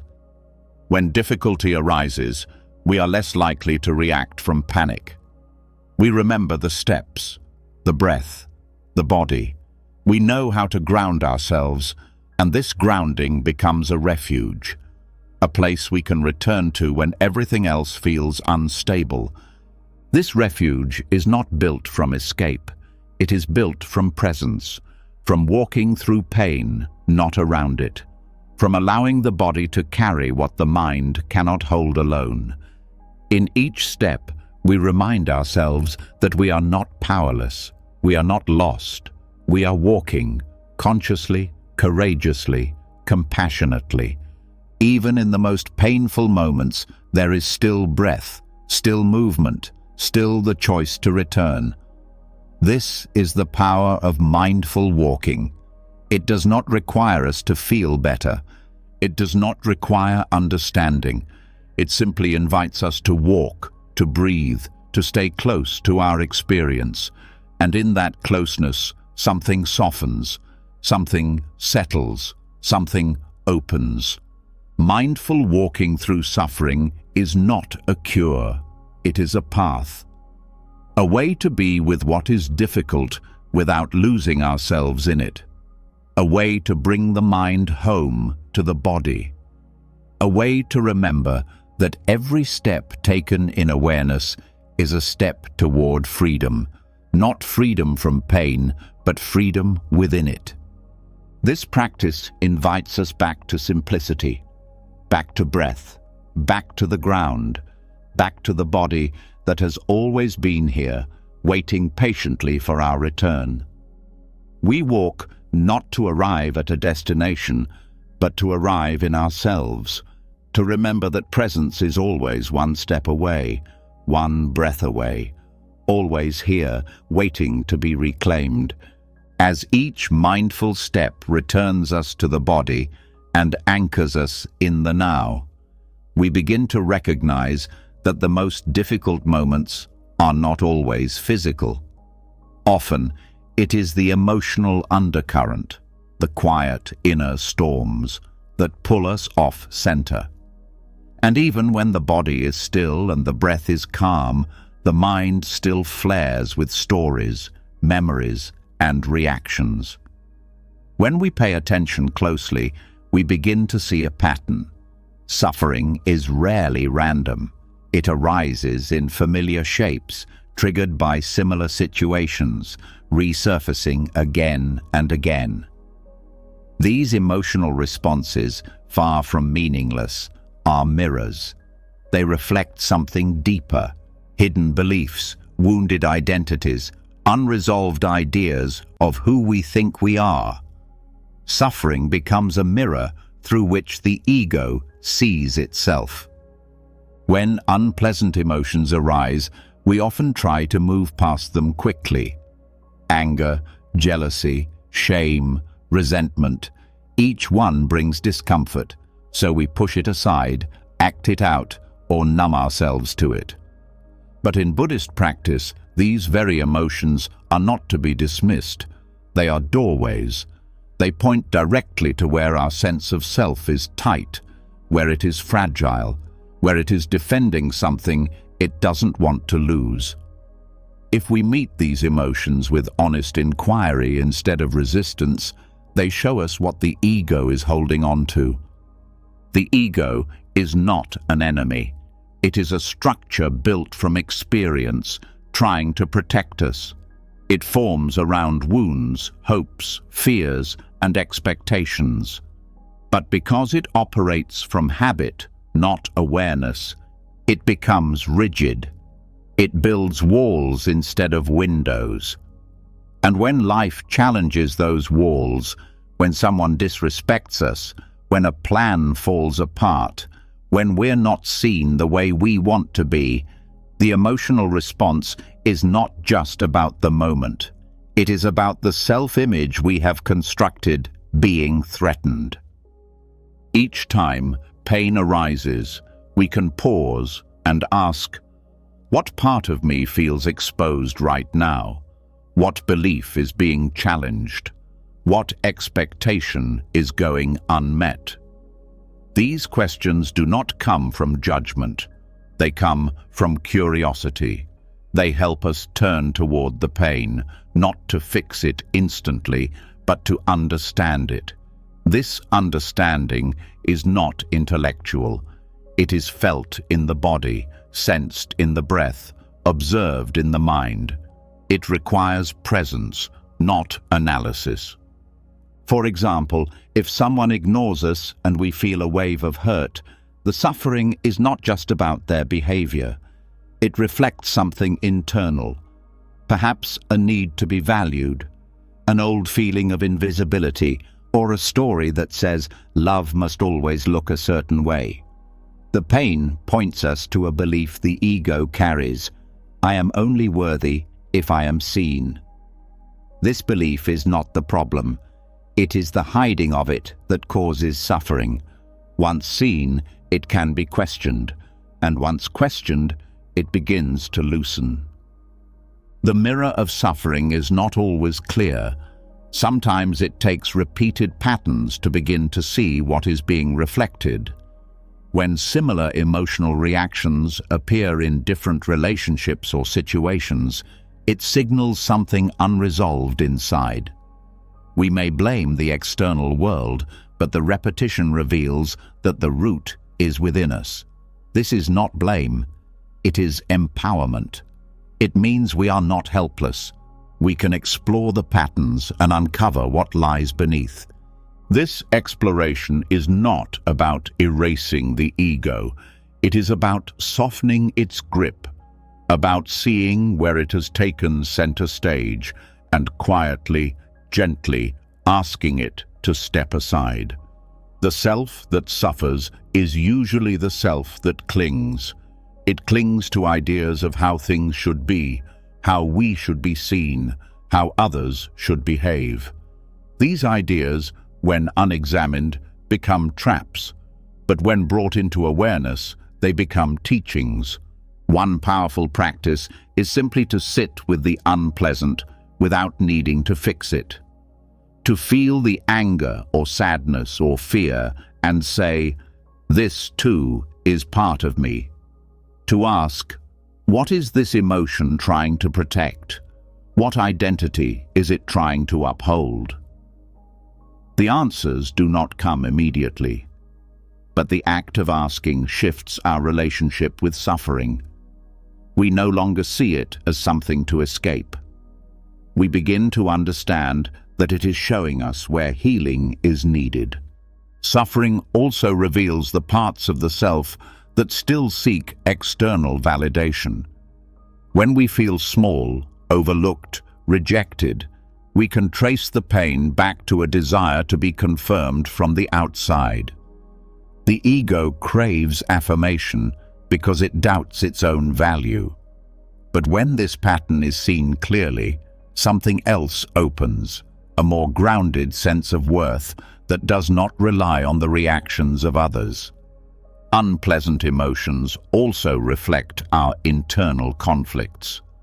Sometimes the pain arises not because of what someone did, but because of how it clashes with how we want to see ourselves.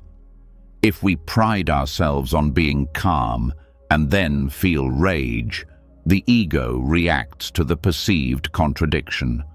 I'm not supposed to feel this. The suffering is not just the anger, it is the judgment of the anger. When we hold on to a fixed self-image, any deviation from it becomes a threat. But when we allow ourselves to be human, to hold the full range of emotions with kindness, the ego softens. It begins to see that identity can be flexible, that it is safe to feel. Emotional pain also points to our unspoken rules. The mind has many conditions. If they love me, they will act like this. If I'm a good person, I shouldn't feel that. If I succeed, then I'll be free. Each rule creates a fragile structure. When life violates the rule, the structure cracks and suffering pours in. But the pain is not proof of failure. It is a reflection of the conditional thinking we've inherited. Seeing this clearly allows us to rewrite the rules, to live with fewer conditions and more openness. The mirror of suffering is also a mirror of compassion.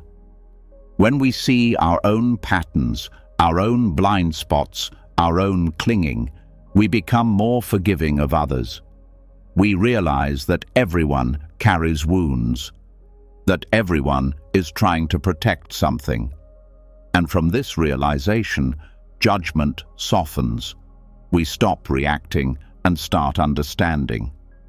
This doesn't mean we accept harmful behavior, but we stop personalizing it.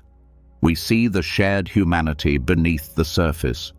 As we continue this inner inquiry, suffering becomes less of a burden and more of a guide. Each time we feel hurt, instead of spiraling into self-pity or blame, we pause, we breathe. We ask, what is this pain pointing to? What am I being invited to see? This question does not always bring comfort. Sometimes it brings tears, but it always brings us closer to truth. That truth is not found in the story. It is found beneath the story. In the raw, unfiltered feeling, in the vulnerable place where the ego no longer knows what to do. That place is not weakness. It is the edge of awakening. When we stop defending and start feeling, something opens. We meet ourselves not as an idea, but as presence. This presence is where healing begins, not by becoming someone different, but by seeing clearly what has always been here, covered, defended, protected. The pain reveals what is ready to be seen, and once seen, it no longer controls us. It becomes part of the unfolding, a layer of identity that falls away. Suffering, when used as a mirror, becomes sacred. It shows us where we are still asleep, where the ego is still holding on, and each time we look with honesty, we grow more free. Not by force, but by understanding, by presence, by the willingness to meet what is difficult without turning away. In this way, suffering is no longer the enemy. It becomes a friend who speaks hard truths, a teacher who guides without comfort, a mirror that reflects not what we want to see, but what we need to see. And when we have the courage to look, we find that what suffers most is not the deepest part of us. What suffers is the image we are trying to maintain. What hurts is the story we are afraid to let go of. But beneath that story is something stronger, something still, something free. And that is what the mirror always points back to, our true nature, waiting quietly behind every layer we are ready to release. When suffering is seen as a mirror, reflecting the hidden architecture of the ego, we come face to face with parts of ourselves that we've long avoided. There's a raw honesty in this kind of seeing, one that strips away illusions and leaves us standing in the uncertainty of not knowing who we are without those layers. And in that space where old stories fall apart and new clarity has yet to take root, many encounter a silence that feels less like peace and more like spiritual despair. The questions become heavier. The path, once clear, turns dim. The effort begins to feel empty. In these moments, what carries us forward is not answers, it is faith. In Buddhist practice, faith, saddha, is not a passive belief in dogma or blind trust in external promises. It is an inner quality, a quiet but resilient confidence in the path, even when the terrain becomes difficult. It is what keeps us moving when nothing feels certain. Not because we are convinced everything will work out as we wish, but because something in us still remembers the truth, even when the mind forgets. Spiritual despair often comes after a period of deep effort. We've meditated, we've studied, we've reflected, we've done the work, and still suffering returns. Still, confusion clouds our insight. Still, the sense of progress fades. This can lead to disillusionment, not just with the world, but with the practice itself. We begin to wonder if any of it matters, if liberation is real, or if we are simply chasing another idea. This stage is not a detour. It is part of the path. And it is precisely here that faith becomes essential. Not the kind of faith that demands certainty, but the kind that allows space for doubt without collapse. It is a faith built on something deeper than mood or result. It grows from direct experience, the moments when the mind was clear, the heart was open, and suffering loosened its grip, even if briefly. Faith is what allows us to trust those moments, even when we can't recreate them. This kind of trust doesn't need to be loud. It doesn't need to be convinced. It is a simple willingness to keep going, to keep sitting, to keep breathing, to keep looking inward, even when the mind whispers, "What's the point?" That whisper is familiar to all sincere practitioners. It visits in periods of dryness, when insight seems distant and effort feels futile. But it is not a sign of failure. It is a sign that something deeper is being asked of us. Faith is what allows us to stay present when the old frameworks no longer comfort us. When the beliefs we held start to dissolve and the identity we built through practice begins to feel empty. This emptiness is not the end of practice. It is the threshold. What emerges on the other side is not a new belief, but a deeper surrender. Faith carries us across that threshold. In Buddhism, faith is one of the 5 spiritual faculties, alongside effort, mindfulness, concentration, and wisdom. It is not superior, but it is foundational. Without it, the other qualities lose their grounding.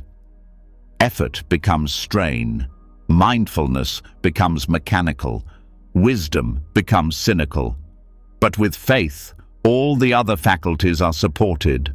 Faith fuels effort with patience.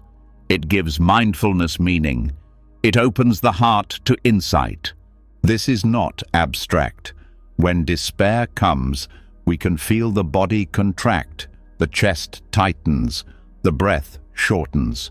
the thoughts become heavy. In these moments, faith can be as simple as placing a hand on the heart and saying, "I don't know what's next, but I will stay with this."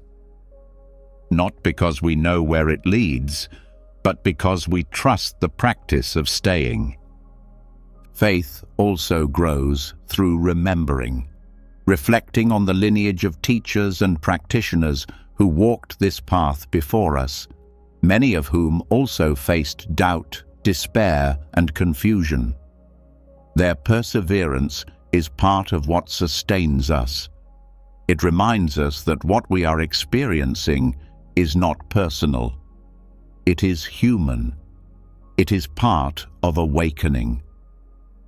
Faith connects us to something larger than the self.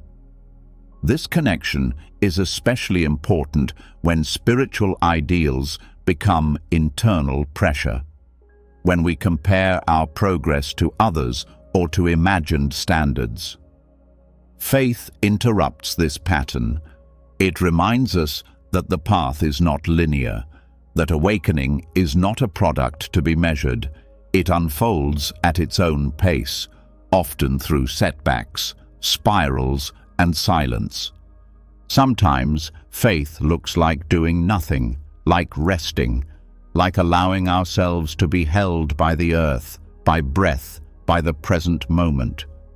It is the courage to pause without demanding clarity, to trust that the silence is working on us, even when we can't feel it. That trust is not naive, it is mature. It grows not from fantasy, but from intimacy with our own process. Faith also helps us hold paradox, the paradox that we can be deeply committed and still feel lost, that we can love the path and still question it, that we can let go and still feel afraid. Faith doesn't resolve the paradox. It holds it. It gives us the strength to walk with it, to breathe through it, to allow it to shape us. In this way, faith becomes not just something we use in difficulty, it becomes part of who we are. It becomes the thread that weaves through every stage of practice, not clinging, not certainty, but an open-hearted willingness to continue, to meet life as it is, with humility, to trust that even when the way feels hidden, something in us knows how to take the next step. That step may be small, it may be a breath, a bow, a gentle return to the cushion, an act of kindness, a moment of honesty. These are the steps that rebuild faith, not by force, but by remembrance. Each one says, "I trust this enough to begin again." We do not have to feel inspired to have faith. We do not have to feel spiritual. We do not have to feel strong. Faith includes weakness. It includes confusion. It includes everything, because it is not a feeling. It is a relationship with the truth, with the path, with the deepest part of ourselves. This relationship is built through practice, through showing up, through staying with what is hard without needing to escape it. And through those acts, faith deepens. It becomes less about believing something and more about becoming someone who no longer turns away. Even the Buddha spoke of doubt as one of the primary hindrances. It clouds the mind and freezes the heart. But he also offered a remedy, not blind belief, but investigation, not passivity, but engagement. Faith and inquiry are not opposites. They support each other. Faith gives us the courage to ask hard questions. Inquiry gives us the clarity to deepen faith. When despair rises, when the mind collapses inward and the heart grows numb, the most radical thing we can do is stay. Stay with the breath. Stay with the body. Stay with the practice. Stay with life.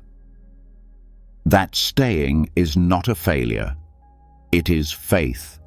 And over time, that staying brings us through the fog of doubt, through the weight of despair, through the silence that once felt empty but now feels sacred. Faith transforms not by giving us what we want, but by helping us trust what we need. That trust is quiet. It is built step by step, not all at once, but it holds. And when everything else seems to fall away, that holding is what carries us forward, not into certainty, but into presence, not into answers, but into a deeper willingness to keep walking, even in the dark, especially in the dark. Because it is there that faith shines brightest. Suffering isn't a mistake, it's a message. It's not proof of failure, but an invitation to wake up. Every ache, every loss, every crack in your heart has the potential to reveal something deeper, something unshakable. Through the fire of pain, we've walked, step by step, into clarity, compassion, and a truth that doesn't change. You are not broken. You are becoming. From Dukkha as a teacher to Tanha as a guide, from the fierce insight of Mara to the soft presence of mindful walking, we've seen how the very things we once tried to escape can become our path, not by resisting, but by opening, not by escaping, but by letting go. Through the lens of interbeing, death awareness, silence, and the skandhas, suffering becomes not the end, but the doorway to liberation. Now it's your turn. If one insight touched you, if one teaching helped you see pain in a new light, share it below. What part of suffering has become your teacher? What are you learning through it? And if this journey spoke to your heart, if it helped you feel a little more grounded, a little more free, then subscribe to the channel and join us for more content like this, where ancient wisdom meets everyday life. Until next time, breathe gently, walk slowly, and trust. Every moment, even the hard ones, can lead you home.